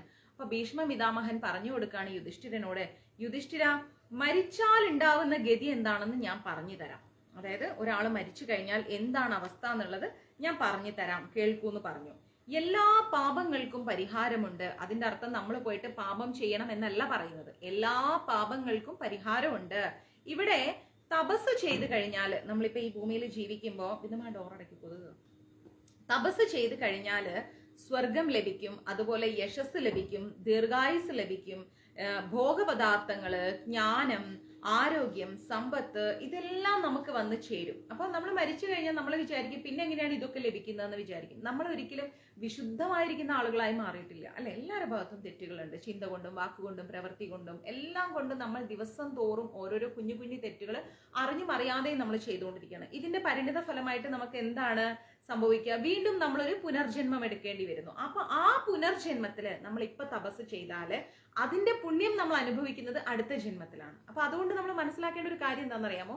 ചില ആളുകൾ പറയാറുണ്ട്, മാതാജി ഞാൻ എല്ലാ ഏകാദശി എടുക്കും, ഞാൻ എല്ലാ വ്രതങ്ങളും എടുക്കുന്നുണ്ട്, ഞാൻ എല്ലാ തരത്തിലും ഭഗവാനെ സേവിക്കുന്നുണ്ട്, പക്ഷെ എന്റെ ദുഃഖങ്ങൾ ജീവിതത്തിൽ ഒഴിയുന്നില്ല. ഇതിന്റെ അർത്ഥം എന്താ വെച്ചാല്, ഇന്ന് നമ്മളൊരു FD ഇട്ട് കഴിഞ്ഞാൽ എന്താ സംഭവിക്കുക? ആ FDയുടെ റിസൾട്ട് നമുക്ക് കുറെ വർഷങ്ങൾ കഴിഞ്ഞിട്ടാണ് കിട്ടുന്നത്, അല്ലെ? അങ്ങനെയാണെന്ന് തോന്നുന്നു. നമ്മൾ എന്തെങ്കിലും ഒന്നുമില്ല, ഒരു തെങ്ങ് വെച്ച് കഴിഞ്ഞാൽ 10 ദിവസം കഴിയുമ്പോൾ നമുക്ക് തേങ്ങ കിട്ടുമോ? ഇല്ല. കുറെ കാലം കഴിയുമ്പോൾ നമുക്ക് അതിന്റെ ഫലം കിട്ടും. അതേപോലെ നമ്മൾ ഈ ജന്മത്തിൽ ചെയ്യുന്നതെല്ലാം നമ്മളെ കാത്തിരിക്കുന്ന അടുത്ത ജന്മത്തിലാണ് നമ്മൾ അനുഭവിക്കാൻ പോകുന്നത്. ഒന്നത്. അപ്പോൾ ചോദിക്കും, അടുത്ത ജന്മത്തിന് വേണ്ടി നമ്മൾ ഇത്രയും കഷ്ടപ്പെടണോ മാതാജി? തീർച്ചയായിട്ടും കഷ്ടപ്പെടണം. കാരണം എന്താ? ഒരു കുഞ്ഞിനെ നമ്മൾ ജന്മം നൽകുമ്പോൾ ആ കുഞ്ഞിനെ നമ്മൾ നല്ലത് പഠിപ്പിച്ച് വളർത്തി അതിന്റെ റിസൾട്ട് കിട്ടുന്നത് എപ്പോഴാ? ആ കുട്ടി വളർന്ന് വലുതാവുമ്പോൾ അതിൽ നിന്ന്, ആ കുട്ടിയിൽ നിന്ന് റിസൾട്ട് കിട്ടും, അല്ലെ? അപ്പൊ അതേപോലെ നമ്മള് ഇപ്പൊ ഈ ജന്മം ചെയ്യുന്ന നല്ല കാര്യങ്ങളുടെ റിസൾട്ട് അടുത്ത ജന്മത്തിലും കിട്ടും, ഈ ജന്മത്തിലും കിട്ടും. ഈ ജന്മത്തിൽ എപ്പോഴാ കിട്ടുക? നമ്മൾ ഗതികെട്ട് നിൽക്കുന്ന സമയത്ത്. ഒന്നും വേണ്ട, ഒരു നല്ല തിരക്കുള്ള ബസ്സിൽ നമ്മൾ കയറുകയാണ്, കയറിയിട്ട് നിൽക്കാൻ പറ്റാത്ത ഒരവസ്ഥ, അല്ലെങ്കിൽ ഒന്ന് തല കറങ്ങുന്ന ഒരവസ്ഥ. ആ സമയത്ത് ആരെങ്കിലും വന്നിട്ട് ഇരുന്നോളാൻ പറയും, അല്ലെങ്കിൽ ദാഹിച്ചു വലഞ്ഞ് നമ്മൾ നിൽക്കുമ്പോൾ ഈ വെള്ളം കുടിച്ചു എന്ന് പറയും. അങ്ങനെ ഒരുപാട് സന്ദർഭങ്ങൾ, ഒത്തിരി സന്ദർഭങ്ങളിൽ നമുക്ക് അനുഭവങ്ങൾ ഉണ്ടാവാറുണ്ട്, പല തരത്തിലുള്ള അനുഭവങ്ങൾ ഉണ്ടാവാറുണ്ട്. ആലോചിച്ച് നോക്കൂ. അല്ലെങ്കിൽ ഞാനൊക്കെ പലപ്പോഴും യാത്ര ചെയ്യുന്ന സമയത്ത്, എൻ്റെ ലൈഫിലൊക്കെ ഒരുപാട് യാത്രകളാണ്. യാത്ര ചെയ്യുന്ന സമയത്ത് അയ്യോ ട്രെയിൻ മിസ്സായി എന്ന് വിചാരിച്ചിട്ട് ഞാൻ അങ്ങോട്ട് ഓടി ചെല്ലുന്ന സമയത്തായിരിക്കും ട്രെയിൻ എന്തെങ്കിലും കാരണവശാൽ ഒന്ന് ഡിലേ ആവും. ഇനി അതും അല്ലെങ്കിൽ ലാസ്റ്റ് ഉണ്ടാവുന്ന ആ ട്രെയിനിന്റെ അദ്ദേഹം ഉണ്ടല്ലോ, ബോഗിയിൽ ഉണ്ടാവുന്ന അദ്ദേഹം ഒന്നിങ്ങനെ കാണിച്ചാൽ പോലും എന്താ പറയാ, എങ്ങനെയും ചിലപ്പോ എന്തെങ്കിലുമൊക്കെ ഒരു ഓപ്ഷൻ എങ്ങനെയെങ്കിലുമൊക്കെ നമുക്ക് കിട്ടും എന്നുള്ളതാണ്. എന്തെങ്കിലും തരത്തിൽ നമുക്ക് എന്തെങ്കിലുമൊക്കെ നടക്കും, അത് ഉറപ്പാണ്. അപ്പൊ അതൊക്കെ എന്താ വെച്ച് കഴിഞ്ഞാല് നമ്മൾ നമ്മുടെ ലൈഫിൽ നമ്മൾ ചെയ്യുന്ന ചില നല്ല കാര്യങ്ങളുടെ ഫലം നമുക്ക് പലപ്പോഴും പല തരത്തിൽ ഈശ്വരൻ കൊണ്ടുതരാറുണ്ട്. അപ്പോൾ ചില സമയത്ത് ഞാൻ എന്തെങ്കിലും ഒന്ന് വാങ്ങിക്കാൻ വേണ്ടി നിൽക്കുന്ന സമയത്ത് അയ്യോ രക്ഷയില്ല, പക്ഷെ ആരെങ്കിലും നമ്മളെ ഹെൽപ്പ് ചെയ്യാൻ വരും. തിരക്ക് പിടിച്ചൊരു സാഹചര്യത്തിലൊക്കെ നിൽക്കുമ്പോൾ നമുക്ക് എങ്ങനെയാ അപ്പം തന്നോളൂ എന്ന് പറഞ്ഞിട്ട് വാങ്ങാൻ ഒരാൾ വരും. അപ്പോൾ നമ്മളെപ്പോഴും നന്മ ചെയ്തുകൊണ്ടിരിക്കുക, നല്ല കാര്യങ്ങൾ മാത്രം ചെയ്തുകൊണ്ടിരിക്കുക. അതിൻ്റെ ഒരു റിസൾട്ട് നമ്മളെ തേടി എത്തിയിരിക്കും, ഒരു സംശയമില്ലാത്ത കാര്യമാണ്. ഇപ്പോൾ ഞാൻ കഴിഞ്ഞ ദിവസം ബാംഗ്ലൂർ പോയി. അപ്പോൾ പോയപ്പോൾ ഞാൻ അവിടെ ഇറങ്ങിയപ്പം എൻ്റെ കയ്യിൽ 2 നല്ല വലിയ ലഗേജ് ഉണ്ട്. ഞാൻ ആലോചിക്കണം, ഈശ്വര ഇതും കൊണ്ട് ഞാൻ എങ്ങനെ പുറത്തിറങ്ങും, ഭയങ്കര ബുദ്ധിമുട്ടാണല്ലോ എന്ന്. അപ്പൊ എൻ്റെ സീറ്റിൽ ഇരുന്നിട്ട് അവിടം വരെ എന്നോടൊരു വാക്ക് പോലും സംസാരിക്കാത്ത ഒരു IT കമ്പനിയിൽ വർക്ക് ചെയ്യുന്ന ഒരു പയ്യൻ. അവിടെ ഇറങ്ങിയപ്പോഴാണ് ആ പയ്യൻ എന്നോട് പറയുന്നത് IT കമ്പനിയിലാണ് വർക്ക് ചെയ്യുന്നത്. എന്നോട് ചോദിച്ചു എവിടെയാ പോകേണ്ടതെന്ന് വെച്ചപ്പോൾ ഞാൻ ഇങ്ങനെ ഇന്ന സ്ഥലത്തേക്കാണോ എന്ന് പറഞ്ഞു. തരൂ ലഗേജ്, കുഴപ്പമില്ല ഞാൻ പിടിച്ചോളാം എന്ന് പറഞ്ഞു. അല്ലല്ല നോ പ്രോബ്ലം മാം, ഞാൻ പിടിച്ചോളാം. അപ്പൊ ഞാൻ ചിന്തിക്കുകയാണ്, ഒരു മിനിറ്റ്. ആ വിനു, ആ പറ ക്ലാസ്സില പറഞ്ഞോളൂ. ആ ആ ലൈവ് എടുത്തോണ്ടിരിക്കും 1 hour. ആ ആ ഞാൻ വിളിക്കാം. മോനുണ്ട്, അവനിപ്പോൾ വന്ന് ജിമ്മ് കഴിഞ്ഞ് വന്നിട്ട് അവൻ കുളിച്ച് ഫുഡ് കഴിച്ചോണ്ടിരിക്കാൻ. ക്ലാസ് കഴിഞ്ഞിട്ട് വിളിക്കാം. ആ ആ വിളി. ആ ശരി, ഓക്കെ, ഞാൻ വിളിക്കാം. ഓക്കെ ഓക്കെ ഓക്കെ ശരി. സഞ്ജുവിൻ്റെ പപ്പയും കൂടെ അടി, കുഞ്ഞു കുഞ്ഞു കാര്യങ്ങൾ, അതിനുള്ള കോംപ്രമൈസ് കോള് വരും. അതാ, ക്ഷമിക്കണം. അപ്പോൾ ഞാൻ പറഞ്ഞു വേണ്ട ഞാൻ എടുത്തോളാം. അതൊന്നും കുഴപ്പമില്ല മാം, ഞാൻ എടുത്തോളാം. ശരിക്കും ഞാൻ വണ്ടറായിപ്പോയി. കാരണം വെച്ചാൽ ഭഗവാനെ, ഞാൻ ആരോടൊക്കെയോ ചെയ്യുന്ന ഒരു പുണ്യമായിരിക്കാം ഈശ്വരൻ. കാരണം എനിക്ക് ആ 2 ലഗേജ് കൊണ്ട് കയറാൻ പറ്റില്ലായിരുന്നു. ശരിക്കും ഞാൻ താങ്ക്സ് പറഞ്ഞു. അപ്പോൾ എനിക്ക് പോകാനുള്ള വണ്ടി പുറത്തില്ല, ആ വണ്ടിയുടെ ഡിക്കിയിലോട്ട് അത് എടുത്ത് വെച്ച് തന്നിട്ടാണ് ആ കുട്ടി പോയത്. അപ്പം അതുപോലെ നമ്മൾ പ്രതീക്ഷിക്കാത്തയിടത്ത്, നമ്മൾ ആർക്ക് നന്മ ചെയ്താലും നമ്മൾ പ്രതീക്ഷിക്കാത്തയിടത്ത് നമുക്ക് സഹായം ഭഗവാൻ എത്തിച്ചേരും. അത് കോംപ്രമൈസ് ഇല്ലാത്ത കാര്യമാണ്. അതുകൊണ്ട് ഓരോ നിമിഷവും നമ്മൾ എന്ത് ചെയ്യാം, നല്ലത് ചെയ്യാം. അത് നമുക്ക് വരും എന്നോർത്തിട്ട് നമ്മൾ ചെയ്യണ്ട. നമുക്ക് വരും. ഭഗവാൻ നമ്മൾ തളരുമ്പോൾ ഒരു കൈയിന്റെ രൂപത്തിൽ ഭഗവാൻ നമുക്ക് കൊണ്ടുവന്ന് തരും. മനസ്സിലായോ? അപ്പൊ അതുകൊണ്ട് ഇവിടെ പറയുന്നത് സ്വർഗം, യശസ്, ദീർഘായുസ്, ഭോഗപദാർത്ഥങ്ങൾ, ജ്ഞാനം, ആരോഗ്യം, സമ്പത്ത്, ഇതൊക്കെ നമുക്ക് ലഭിക്കും. മൗനം കൊണ്ടും ജ്ഞാനം കൊണ്ടും ദാനം കൊണ്ടും ഭോഗ്യപദാർത്ഥങ്ങൾ കൊണ്ടും ബ്രഹ്മചര്യം കൊണ്ടും ദീർഘായുസും അഹിംസ കൊണ്ട് സൗന്ദര്യവും ദീക്ഷ കൊണ്ട് നല്ല കുലത്തിലുള്ള ജന്മവും കിട്ടും. മനസ്സിലായില്ല എന്താ പറയുന്നത്? മൗനം കൊണ്ട് ജ്ഞാനം ലഭിക്കും. നമ്മൾ എത്രത്തോളം ക്ഷമയോടെ ഇരിക്കുന്നോ അത്രത്തോളം നമുക്ക് എന്താ ജ്ഞാനം ലഭിക്കും. ദാനം കൊണ്ട് ഭോഗ്യപദാർത്ഥങ്ങൾ കിട്ടും. ഇപ്പൊ നിങ്ങൾ എല്ലാവരും മഞ്ജരീസിലൂടെ അന്നദാനം ചെയ്യുന്നവരാണ് അല്ലെ? എനിക്കറിയാം എത്ര പേര് അന്നദാനം ചെയ്യുന്നവരുണ്ട് എന്നുള്ളത്. അപ്പോൾ അതുകൊണ്ട് ഭോഗ്യപദാർത്ഥങ്ങൾ നമുക്ക് ലഭിക്കും. നമ്മുടെ ഭോഗ്യപദാർത്ഥം എന്താണ്? നമുക്ക് ഇഷ്ടപ്പെട്ട ഭക്ഷണം, നമുക്ക് നല്ല വസ്ത്രം, ഇതൊരു മനുഷ്യന്റെ അടിസ്ഥാന ആവശ്യമാണ് അല്ലെ? അത് ഉറപ്പായിട്ടും നമ്മൾ ദാനം ചെയ്യുമ്പോൾ നമുക്കത് ഭഗവാൻ തിരിച്ച് മറ്റൊരു അർത്ഥത്തിൽ നമുക്കും നമ്മുടെ പരമ്പരയ്ക്കും ഭഗവാൻ നൽകിയിരിക്കും. ഭക്ഷണവും വസ്ത്രവും ഇല്ലാത്ത ഒരവസ്ഥയിലേക്ക് ഭഗവാൻ നമ്മളെ കൊണ്ടുപോവില്ല. ബ്രഹ്മചര്യം കൊണ്ട് ദീർഘായുസ് ലഭിക്കും. ബ്രഹ്മചര്യം എന്ന് പറയുമ്പോൾ നമ്മൾ ഒരിക്കലും കല്യാണം കഴിക്കാതെ ഒരു വിവാഹ ജീവിതം ഇല്ലാതെ ജീവിക്കുന്നതിനല്ല ബ്രഹ്മചര്യം എന്ന് പറയുന്നത്. ബ്രഹ്മത്തെ അറിഞ്ഞ് ജീവിക്കണം. നമ്മൾ മുൻ ക്ലാസ്സുകളിൽ ഞാനത് എടുത്തു തന്നിട്ടുണ്ടായിരുന്നു. ബ്രഹ്മത്തെ അറിഞ്ഞ് ജീവിച്ചു കഴിഞ്ഞാൽ നമുക്ക് ഉറപ്പായിട്ടും ദീർഘായുസ്സും ലഭിക്കും. അഹിംസ കൊണ്ട് സൗന്ദര്യം ലഭിക്കും. അഹിംസ കൊണ്ട് എങ്ങനെയാണ് നമുക്ക് സൗന്ദര്യം ലഭിക്കുന്നത്? ഒരാളെ ഉപദ്രവിക്കേണ്ട, ഒരാളുടെ കണ്ണുനീരിന് നമ്മൾ പാത്രമാവണ്ട എന്ന് വിചാരിച്ചു കഴിഞ്ഞാൽ ഏറ്റവും സമാധാനമായിരിക്കുന്നത് നമ്മളാണ്. അതേസമയം അവൻ എങ്ങനെയെങ്കിലും നശിപ്പിക്കണം, അവൻ ഇല്ലാതാക്കണം എന്നുള്ളൊരു ചിന്തയുമായിട്ട് പോകുമ്പോൾ നമ്മുടെ മുഖത്തെ ചിരിയാണ് മാഞ്ഞു പോകുന്നത് അല്ലെ? നമുക്ക് എപ്പോഴും ഒരാളോട് ഇങ്ങനെ ദേഷ്യം തോന്നിക്കൊണ്ടേയിരുന്നാല് നമുക്ക് അവരോട് ഇങ്ങനെ ഭയങ്കര വൈരാഗ്യം തോന്നുമ്പോൾ നമുക്ക് കണ്ടറിയാം. ചില ആളുകളുടെ മുഖത്ത് നോക്കിയാൽ അയ്യോ എന്തൊരു ക്രൂര മനോഭാവമാണ്, അവരെ ചിരി ഉണ്ടാവില്ല. എനിക്കൊന്നും അങ്ങനെ ഇരിക്കാനേ പറ്റൂല. സത്യം പറയുന്നതിന് എന്താ, എനിക്കൊക്കെ ചീത്ത കേട്ടാലും ഒരു 10 മിനിറ്റ് കഴിഞ്ഞ് എനിക്ക് ചിരി വരും. അതാണ് എൻ്റെ അവസ്ഥ. അപ്പോൾ നമുക്ക് എന്താ മീൻസ് അവരോട് നമുക്കൊരു ഭയങ്കരമായൊരു വിദ്വേഷം നമുക്ക് തോന്നുകയാണെങ്കിൽ അതിൻ്റെ റിഫ്ലക്ഷൻ നമ്മുടെ മുഖത്തുണ്ടാവും. നമ്മുടെ മുഖത്തിന്റെ ആ ഒരു എന്താ പറയാ, ഇത് പോകരുത്. നിഷ്കളങ്കത നമുക്ക് ഒരിക്കലും നഷ്ടപ്പെടരുത്. നമ്മൾ പ്രായമാവും തോറും അയ്യോ എൻ്റെ മുഖത്ത് അങ്ങനെയായി, എൻ്റെ മുഖത്ത് ഇങ്ങനെയായി എന്നും പറഞ്ഞുകൊണ്ട് പല പല കോസ്മെറ്റിക് സർജറിക്ക് നമ്മളെല്ലാവരും, നമ്മൾ പോറില്ല, പക്ഷെ ഇന്നത്തെ സമൂഹം പോയിക്കൊണ്ടിരിക്കുകയാണ്. അങ്ങനെ കൊണ്ടുവരുന്ന സൗന്ദര്യത്തെക്കാൾ എത്രയോ മനോഹരമായിരിക്കും നോർമലി നമ്മുടെ മനസ്സ് ശാന്തമായി കഴിയുമ്പോൾ നമുക്ക് കിട്ടുന്ന ഒരു സൗന്ദര്യം. ആ ശാന്തത അവരുടെ മുഖത്ത് എപ്പോഴും ഉണ്ടാവും. നമുക്ക് അവരുടെ ഫേസിൽ നിന്ന് നമുക്കത് കണ്ടറിയാൻ സാധിക്കും. അപ്പൊ അതുകൊണ്ട് മനസ്സിനെ ശാന്തമാക്കി വെക്കുക. ഹിംസ മനസ്സിൽ നിന്ന് എടുത്ത് ബാസ്ക്കറ്റിലേക്ക് ഇടുക. നമുക്ക് ഹിംസ ഇല്ല, ആരോടും ഇല്ല. നമുക്ക് എല്ലാവരോടും ഉള്ളത് ഒരേ മനോഭാവമാണ്. നമ്മളെ വേദനിപ്പിച്ചവരോട് പോലും നമുക്ക് എന്താ ഉള്ളത്? എന്ത് ചെയ്യാൻ പറ്റും? നമ്മുടെ കർമ്മഫലം നമ്മൾ അങ്ങനെ അനുഭവിച്ചു എന്ന് അങ്ങോട്ട് ചിന്തിച്ച് അങ്ങോട്ട് മാറ്റി വെക്കുക. ദീക്ഷ കൊണ്ട് നല്ല കുലത്തിൽ ജന്മം കിട്ടും. ഇപ്പൊ നമുക്ക് എല്ലാവർക്കും ദീക്ഷ എടുക്കാൻ പറ്റുമെന്ന് ചോദിച്ചാൽ പറ്റില്ല. കാരണം ദീക്ഷയ്ക്ക് ഒരുപാട് പ്രോസസ്സ് ഉണ്ട്. വെറുതെ കിട്ടുന്ന ഒന്നല്ല ദീക്ഷ എന്ന് പറയുന്നത്. മനസ്സിലായില്ലേ? ഒരിക്കലും വെറുതെ കിട്ടില്ല. യുഗങ്ങൾ കൊണ്ടും കാലങ്ങൾ കൊണ്ടും വർഷങ്ങൾ കൊണ്ടും കിട്ടുന്നതാണ് ദീക്ഷ. വെറുതെ കുറച്ചു ദിവസം ഒരു 16 മാല ജപിച്ച് കുറച്ച് ദിവസം ഉള്ളിയും വെളുത്തുള്ളിയും സവാളയും കഴിക്കാതിരുന്ന് ചായയും കാപ്പിയും ഒഴിവാക്കിയത് കൊണ്ട് ദീക്ഷ മേടിച്ച് പേര് മാറ്റുന്നതിൽ ഒരു അടിസ്ഥാനവും ഇല്ല. അതിന് അതിൻ്റെതായ ഒരു പാരമ്പര്യവും അതിൻ്റെതായ ഒരു ഭംഗിയും വൃത്തിയും അച്ചടക്കവും ഉണ്ട്. നമ്മുടെ ജയപതാക് സ്വാമി മഹാരാജ് അദ്ദേഹമുണ്ട്. അദ്ദേഹത്തിൻ്റെ അടുത്ത് നിന്ന് ഒരു ഹരിനാമ ദീക്ഷ കിട്ടുക എന്ന് പറഞ്ഞാൽ തന്നെ അത് എത്രയോ ജന്മങ്ങളുടെ പുണ്യമാണ്. അതിനൊരുപാട് പ്രോസസ്സ് ഉണ്ട്. നമ്മൾ ഒരിക്കലും പൈസ കൊടുത്ത് വാങ്ങാൻ പറ്റുന്ന ഒരു കാര്യമല്ല ഈ ദീക്ഷ എന്ന് പറയുന്നത്, സനാതന ധർമ്മം എന്ന് പറയുന്നത്. ഇന്ന് സമൂഹത്തിൽ അങ്ങനത്തെ ഒരുപാട് കാര്യങ്ങൾ നടക്കുന്നുണ്ട്. അതിനൊന്നും പോയി തലവെക്കാതിരിക്കുക. ഞാൻ എപ്പോഴും പറയുന്ന കാര്യം, അതിനൊന്നും പോയി തലവെക്കേണ്ട. ജപിക്കുക, വായിക്കുക, നല്ല നല്ല ക്ലാസ്സുകൾ കേൾക്കുക.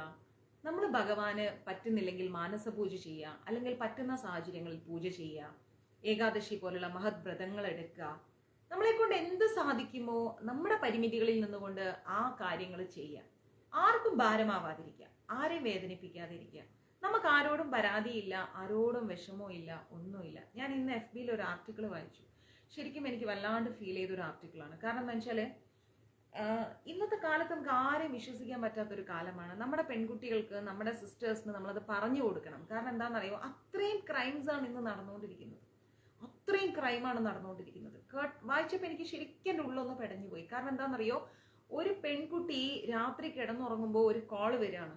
ഒരിക്കലും അറിയാത്ത ഒരു കോള് എന്റർടൈൻ ചെയ്യരുത്, ചെയ്യാൻ പാടില്ല. അത് ഭയങ്കര പ്രശ്നമാണ്. കാരണം ആ പെൺകുട്ടിയുടെ അടുത്ത് കോള് വന്നപ്പം നമ്പർ തെറ്റി വിളിച്ചതാണെന്ന് മനസ്സിലായി ആ കുട്ടി അത് കട്ട് ചെയ്തു. എക്കെയിൻ വിളിച്ചിട്ട് ആ പയ്യൻ പറഞ്ഞിരിക്കുന്നതെന്ന് പറഞ്ഞാല് അമ്മയ്ക്ക് സുഖമില്ല, ബ്ലഡ് വേണമായിരുന്നു, അപ്പൊ അതിനു വേണ്ടി നമ്പർ വിളിച്ചപ്പോൾ തെറ്റി വിളിച്ചു പോയതാണ്, ക്ഷമിക്കണം എന്ന് പറഞ്ഞ് മര്യാദയോടുകൂടി അത് ഫോൺ കട്ട് ചെയ്തു. പിന്നെയും 2-3 ദിവസം കഴിഞ്ഞ് വിളിച്ചിട്ട് പറഞ്ഞു, ക്ഷമിക്കണം, ഞാൻ അന്ന് വിളിച്ച ആളാണ്, അമ്മ ഓക്കെ ആയി, ഇപ്പം വീട്ടിലേക്ക് കൊണ്ടുപോകണം, അപ്പൊ ഇയാളോടൊന്ന് പറയണം തോന്നി എന്ന് പറഞ്ഞു. അപ്പൊ അവിടെ ഒരു അംഗീകാരം കിട്ടുമ്പോൾ ആ അംഗീകാരത്തില് നമ്മുടെ പെൺകുട്ടികൾ വീണു പോവാണ്. കാരണം എന്താ, അവര് കണ്ടിരിക്കുന്ന ലോകത്തെ ഏറ്റവും മനോഹരമായിരിക്കുന്ന ഒരു അംഗീകാരം അതാണ്. അതെന്തുകൊണ്ടാണെന്നറിയാം അങ്ങനെ സംഭവിക്കുന്നത്? വീട്ടിൻ്റെ ഉള്ളിൽ അച്ഛനും അമ്മയും സഹോദരങ്ങളും ആ കുട്ടികൾക്ക് കൊടുക്കേണ്ട ഒരു അംഗീകാരമുണ്ട്. ആ അംഗീകാരത്തിന് കുറവ് സംഭവിക്കുമ്പോഴാണ് ഇങ്ങനെയുള്ള ബന്ധങ്ങളിൽ പോയി കുട്ടികൾ ചാടിപ്പോകുന്നത്. അപ്പോൾ നമ്മൾ പാരൻസ് ആയിരിക്കുമ്പോൾ നമ്മുടെ മക്കൾക്ക് മാക്സിമം കരുതൽ, സ്നേഹം, അവർക്ക് എന്തും തുറന്നു പറയാനുള്ള ഒരു സാഹചര്യം നമ്മളിൽ ഉണ്ടാക്കി കൊടുക്കണം. കുട്ടികൾക്ക് ഉണ്ടാക്കി കൊടുത്തു കഴിഞ്ഞാൽ ഒരിക്കലും അവർ മറ്റൊരു സ്നേഹം തേടി പോവില്ല. ഇനി എല്ലാം കൊടുത്തിട്ടും നമ്മുടെ കാഴ്ചപ്പാടിൽ ചിലപ്പോൾ എല്ലാം കൊടുക്കുന്നവരായിരിക്കും, നമ്മൾ പറയുന്ന എല്ലാം വാങ്ങിച്ചു കൊടുക്കായിരിക്കും. ഇതിനും അപ്പുറത്തേക്ക് ആ കുട്ടികൾ എന്തൊക്കെയൊക്കെയോ ഒരു ചെറിയ കരുതൽ ചിലപ്പോൾ ആഗ്രഹിക്കുന്നുണ്ടാവാം. അത് ചിലപ്പോൾ നഷ്ടമാവുന്നുണ്ടാവാം. പല തരത്തിൽ പല ചാൻസുകളുണ്ട്. പാരൻസിനെയും കുട്ടികളെയും കുറ്റപ്പെടുത്താൻ പറ്റില്ല. അവസാനം എന്തായി, ആ ബന്ധം വളർന്ന് അത് കോളായി, മെസ്സേജായി, പല പല ബന്ധങ്ങളിലോട്ട് മാറി. അവസാനം അതൊരു ആ കുട്ടി ഫ്രണ്ടിന്റെ കല്യാണത്തിന് പോവാന്നും പറഞ്ഞ് പോയിട്ട് എന്താ ഉണ്ടായത്, ഒരു റെയിൽവേ ട്രാക്കിൽ ക്ലോസ് ചെയ്ത് വെച്ച ഒരു ട്രെയിൻ, എടുക്കാത്ത ഒരു ട്രെയിനിന്റെ ബോഗിയിൽ കയറിയിട്ട് അവർ തമ്മിൽ എല്ലാ റിലേഷൻഷിപ്പുമായി. അവസാനം അതെല്ലാം ആ പയ്യൻ മൊബൈൽ പകർത്തി. പിന്നീട് വേറൊരു പയ്യൻ വിളിച്ചിട്ട് പറയണു, ഞാൻ നിന്റെ ക്ലാസ്മേറ്റ് ആണ്, സോഷ്യൽ മീഡിയയിൽ ഇങ്ങനെ ഒരു വീഡിയോ കണ്ടു. അവസാനം ആ കുട്ടി ഹാങ് ചെയ്ത് മരിച്ചു, തൂങ്ങി മരിച്ചു ആ കുട്ടി. ആ ഒരു ന്യൂസ് ഞാൻ ഇന്ന് സോഷ്യൽ മീഡിയയിൽ FBയിൽ കണ്ടപ്പോൾ ശരിക്കും ആ കുട്ടിയുടെ ഒരു ജീവിതത്തെക്കുറിച്ച് ഞാൻ ചിന്തിച്ചു നോക്കിയത്. വിദേശത്ത് കഷ്ടപ്പെടുന്ന അച്ഛൻ നാട്ടിലേക്ക് വരുന്നത്, ഡെഡ് ബോഡി ആയി കിടക്കുന്ന മകളെ കാണേണ്ടി വരുന്ന ഒരു അവസ്ഥ എന്ന് പറഞ്ഞാൽ ആ അച്ഛൻ്റെ മനസ്സാലോചിച്ചു, ആ അമ്മയുടെ മനസ്സാലോചിച്ചു, സ്വന്തം ചേച്ചി ഇതുപോലെ മരണപ്പെട്ട് കിടക്കുമ്പോൾ ജീവിച്ചിരിക്കുന്ന ആ അനിയത്തിയുടെ മനസ്സാലോചിച്ചു. അപ്പോൾ ഒരുപാട് ക്രൈംസ് ഇന്ന് ഈ കലിയുഗത്തിൽ നമ്മുടെ സമൂഹത്തിൽ നടക്കുന്നുണ്ട്.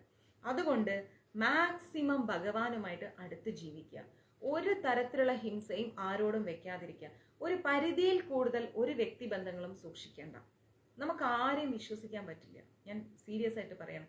വിശ്വസിച്ചുകൊണ്ട് പേഴ്സണൽ കാര്യങ്ങൾ ആരോടും പറയരുത്. ഇപ്പൊ നിങ്ങൾ എനിക്ക് മെസ്സേജ് ഇടുന്നതും ഞാൻ നിങ്ങളെ വിളിച്ച് സംസാരിക്കുന്നു, നിങ്ങൾ എന്നെ വിളിച്ച് സംസാരിക്കുന്നു, ഒരു ട്രസ്റ്റ് എന്ന് പറയുന്നതിന്റെ ബേസ്മെന്റിൽ അത് അവിടെ തീരുന്നു. അതർവൈസ് ഒരിക്കലും നമ്മൾ നമ്മുടെ സൗഹൃദ വലയങ്ങളിലോ അല്ലെങ്കിൽ പിന്നെ അത്രയും ആത്മബന്ധങ്ങളായിരിക്കണം, എങ്കിലും എല്ലാം തുറന്ന് പറയാതിരിക്കുക. കുറേയൊക്കെ രഹസ്യങ്ങൾ നിങ്ങളും നിങ്ങളുടെ ഉള്ളിൽ തന്നെ വെക്കുക. അങ്ങനെ ബന്ധങ്ങൾ സൂക്ഷിക്കുമ്പോഴൊക്കെ ഒന്ന് ഈ കലിയുഗത്തിൽ മാക്സിമം ഒന്ന് ശ്രദ്ധിക്കുക. ഇതിനെല്ലാത്തിനും ഒരു മാനദണ്ഡം. എന്തൊരു കാര്യം ചെയ്യുന്നതിനേക്കാളും മുന്നേ, ഒരു തീരുമാനം എടുക്കുന്നതിനേക്കാളും മുന്നേ നമുക്കൊരു അവയർനെസ് കിട്ടുന്നത് ഭക്തിയിലൂടെയാണ്.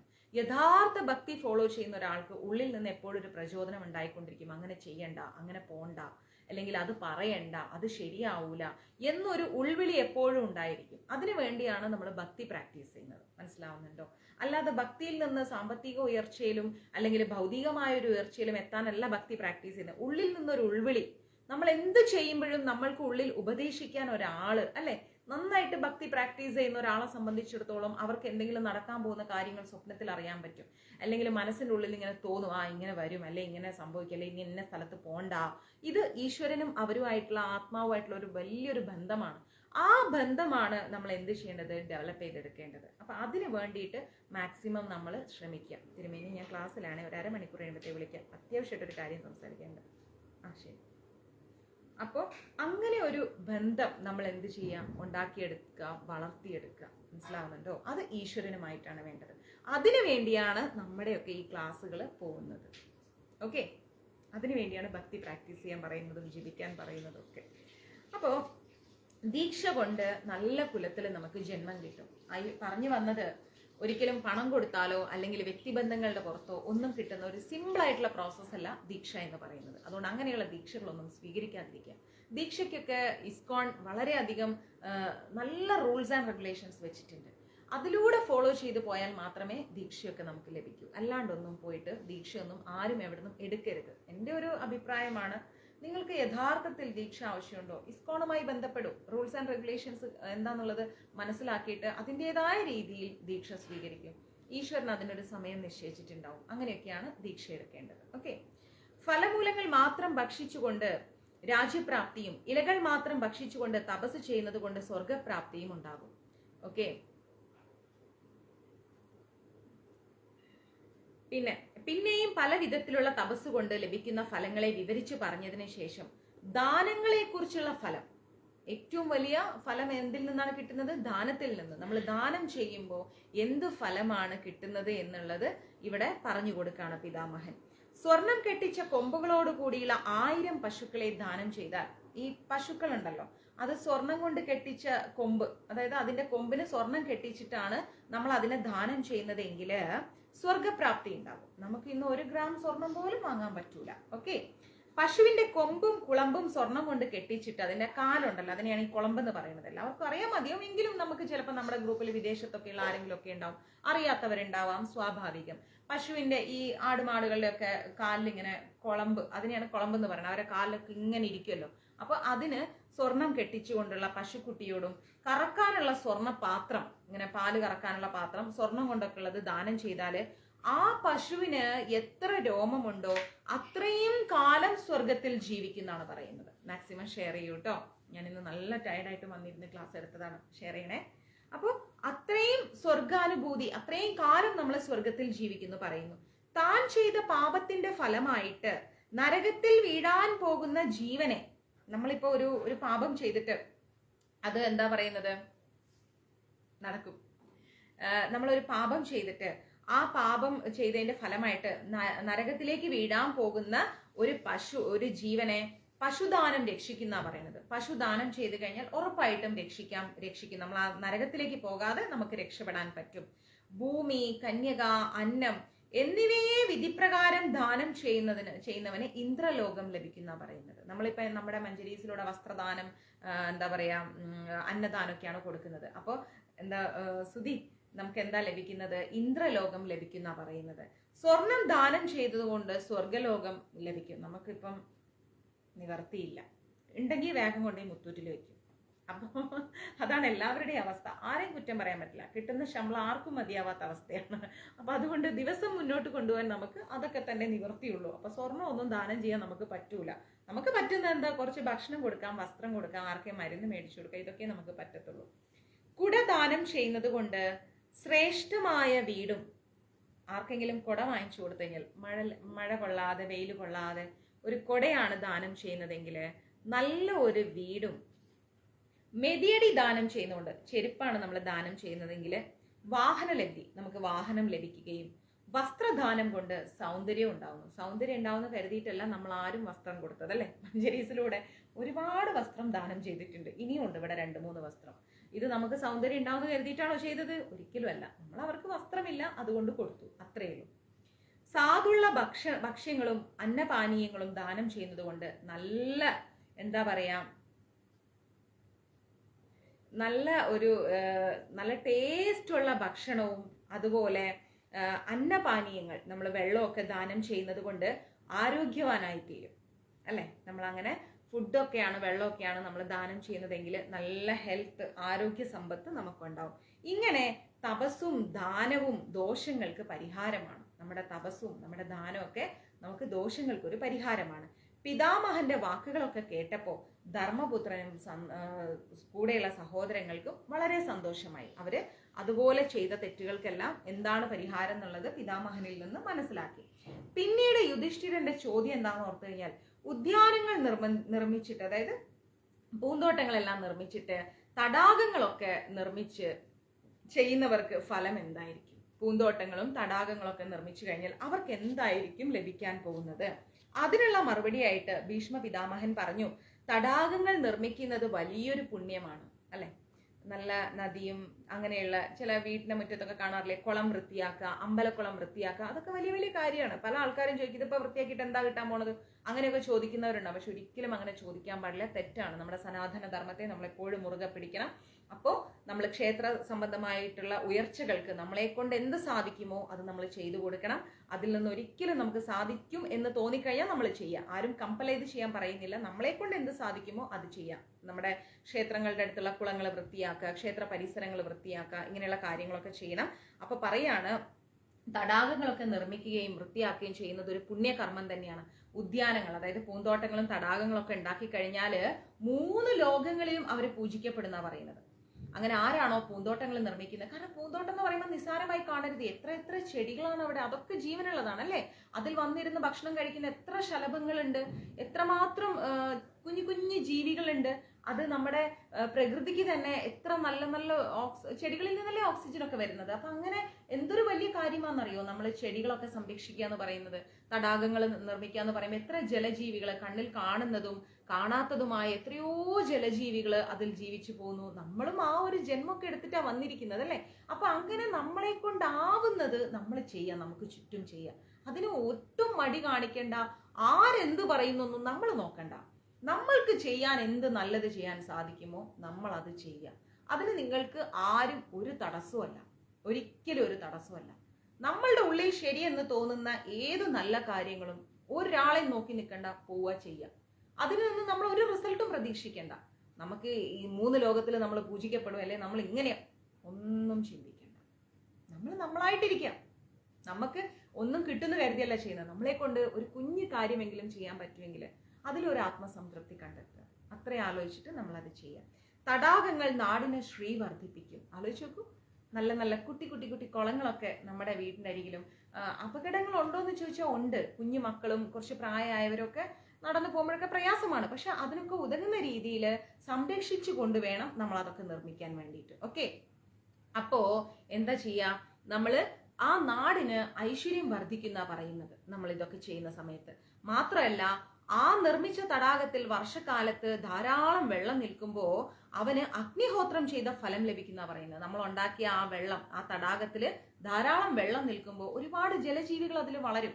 ജലജീവികൾ വളരുന്നത് മാത്രമല്ല, ദാഹിച്ചു വരുന്ന ഏത് പക്ഷി മൃഗാദികൾക്കും ഒരു തുള്ളി വെള്ളം കിട്ടുക എന്ന് പറയുന്നത് എത്ര വലിയ കാര്യമാണ്. ചെന്നൈയില് ചൂടില് ഒരു ബോട്ടിൽ വെള്ളം നമ്മൾ വെളിയിൽ കൊടുക്കുമ്പോൾ അവരുടെ മുഖത്ത് കാണുന്ന ഒരു സന്തോഷമുണ്ട്. നമ്മളൊക്കെ ഷൂട്ടിന് പോയിട്ട്, 1 ഷൂട്ടിന്റെ ലൈറ്റിന്റെ ചൂട്, 2 നമ്മൾ നിൽക്കുന്ന സ്ഥലത്തുള്ള ചൂട്. ഈ സാധനം ഇല്ലാതെ ഒരു സെക്കൻഡ് എവിടെ ഇരിക്കാൻ പറ്റൂല. ഈ ഫാനിലാണ്, ഇതും കൈ പിടിച്ചുകൊണ്ട് റീചാർജ് ചെയ്തുകൊണ്ടാണ് നമ്മൾ ഈ നടക്കുന്നത്. അപ്പൊ അങ്ങനത്തെ ചൂടില് നമുക്ക് വെള്ളം കിട്ടുമ്പോ എന്താ ലഭിക്കാന്നറിയോ, നമുക്ക് കിട്ടുന്ന ഒരു ആശ്വാസമുണ്ട്. അയ്യോ, അത് ഭയങ്കര ഒരു ആശ്വാസമാണ്, പറഞ്ഞാൽ മനസ്സിലാവാത്തൊരു ഫീലാണത്. നമുക്ക് ഭക്ഷണം വേണ്ട, വെള്ളം മതി എന്ന് തോന്നുന്ന സന്ദർഭങ്ങളിൽ. അപ്പൊ അങ്ങനെയുള്ള ഒരു അവസ്ഥയില് തടാകത്തില്, നമ്മൾ ഉണ്ടാക്കിയ തടാകത്തില് വെള്ളം നിൽക്കുമ്പോൾ ആ വെള്ളം നമ്മൾ പോലും അറിയാതെ പക്ഷി മൃഗാദികൾ വന്ന് കുടിക്കുമ്പോ ആലോചിച്ച് നോക്കൂ, അഗ്നിഹോത്രം ചെയ്തൊരു അനുഗ്രഹം നമുക്ക് ലഭിക്കുന്നത്. ചിന്തിച്ചു നോക്കണം. ശരത്കാലത്ത് ആരുടെ തടാകത്തിലാണോ ജലസമൃദ്ധി ഉണ്ടോ അവന് 1000 ഗോക്കളി ദാനം ചെയ്താലുള്ള ഫല കിട്ടുന്നത്. ശരത്കാലത്തില് നമ്മൾ ഉണ്ടാക്കിയ ആ ഒരു തടാകത്തിൽ വെള്ളം നിന്നാല് 1000 പശുക്കളെ നമ്മൾ ദാനം ചെയ്തതിന് അനുഗ്രഹം കിട്ടും. ഹേമന്ത കാലത്താണെങ്കിലോ അവന് പലതരം സുവർണ ദാനങ്ങളോടുകൂടിയ യജ്ഞം ചെയ്തതിന്റെ ഫലം ലഭിക്കും. ശിശിരകാലത്ത് ആരുണ്ടാക്കിയ തടാകത്തിലാണോ വെള്ളം നിൽക്കുന്നത് അവന് അഗ്നിഷ്ടോമയാഗത്തിന്റെ ഫലം ലഭിക്കുന്ന പറയുന്നത്. വസന്തത്തിൽ ആരുടെ തടാകത്തിലാണോ ജലം നിൽക്കുന്നത് അവന് അതിരാത്രം ചെയ്ത ആ യാഗം ചെയ്തതിന്റെ ഫലം ലഭിക്കും. ഗ്രീഷ്മകാലത്തിലാണെങ്കിൽ ആരുണ്ടാക്കിയ തടാകത്തിലാണോ വെള്ളം നിൽക്കുന്നത് അവന് അശ്വമേധ യാഗം ചെയ്തതിന്റെ ഫലം ലഭിക്കും. ആ തീർത്ഥ ജലാശയത്തിൽ വന്ന് ജപം പാനം ചെയ്യുന്ന സജ്ജനങ്ങളും പശുക്കളും തടാക നിർമ്മാതാവിന്റെ കുലത്തെ സ്വർഗത്തിലേക്ക് കയറ്റിവിടും. ഏതെങ്കിലും പശുക്കളോ ഏതെങ്കിലും പക്ഷിമൃഗാദികളോ വന്നിട്ട് അവിടുന്ന് വെള്ളം കുടിച്ചു കഴിഞ്ഞാൽ അതിനേക്കാൾ ശ്രേയസ് വേറൊന്നുമില്ല. അത് വലിയൊരു ശ്രേയസ്സാണ്. ആ കുലം തന്നെ രക്ഷപ്പെട്ടു പോകുന്ന പറയുന്നത്. ജലം നൽകുന്നത് കൊണ്ടുള്ള പുണ്യം അനന്തമാണ്. നമ്മൾ മഞ്ചരീസിലൂടെ ഫുഡ് കൊടുക്കുമ്പോൾ വെള്ളം കൊടുക്കുന്നില്ലേ? എല്ലാവരും ഫുഡ് കൊടുത്തിട്ട് പോകും, വെള്ളം കൊടുക്കാൻ ആരും തയ്യാറാവില്ല. നമ്മൾ ഏതെങ്കിലും സമയത്ത് വെള്ളം കൊടുക്കാൻ പറ്റാതെ നമുക്ക് വെള്ളം കേസ് കണക്കിന് എത്തിയിട്ടില്ലെങ്കിൽ പിന്നീടുള്ള ദിവസങ്ങളിൽ നമ്മൾ ആ വെള്ളം 2 എണ്ണം വെച്ച് കൊടുത്തു വിടും. അപ്പോൾ ജലം നമ്മൾ ദാനം ചെയ്തു കഴിഞ്ഞാൽ അതിന്റെ പുണ്യം എന്ന് പറയുന്നത് ഭയങ്കര പുണ്യമാണ്. അതിന്റെ ഫലമായി ദാതാവിന് സർവാഭീഷ്ടങ്ങളും ലഭിക്കും. കാരണം അന്നവും വെള്ളവും അത് ദാനം ചെയ്താൽ കിട്ടുന്നതിന്റെ ഒരു അനുഗ്രഹം എന്ന് പറയുന്നത് ഒരുപാട് വലിയ അനുഗ്രഹമാണ്, ഗംഭീരമായ അനുഗ്രഹമാണ്. അത് നമുക്ക് പറഞ്ഞു തീർക്കാൻ പറ്റില്ല, ഒരു വാക്കിലൂടെ നമുക്ക് ഒതുക്കാൻ പറ്റില്ല. സീരിയസ്ലി ഞാനത് ഉറപ്പ് തരുന്നു. അന്നവും വെള്ളവും നമ്മൾ ദാനം ചെയ്തു കഴിഞ്ഞാൽ നമ്മുടെ കുലം തന്നെ രക്ഷപ്പെട്ടു പോകും.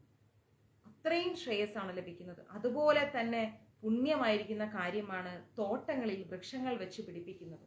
നമ്മൾ നമ്മുടെ വീട്ടിന്റെ മുറ്റത്താണെങ്കിലും കുറച്ച് ചെടിയെങ്കിലും വെച്ച് പിടിപ്പിക്കുക. വൃക്ഷങ്ങൾ പുഷ്പങ്ങൾ കൊണ്ട് ദേവന്മാരെയും ഫലങ്ങൾ കൊണ്ട് പിതൃക്കളെയും ചായ കൊണ്ട് തന്നെ ആശ്രയിക്കുന്ന എല്ലാ ജീവികളെയും പൂജിക്കുന്നു. ആ പുഷ്പം നമ്മൾ ഈ പൂജയ്ക്ക് എടുത്താലും എടുത്തിട്ടില്ലെങ്കിലും ആ ചെടിയിൽ നിന്നുകൊണ്ട് തന്നെ എന്താ പറയാ ദേവന്മാരെ ആ പുഷ്പം പൂജിക്കുന്നുണ്ട്.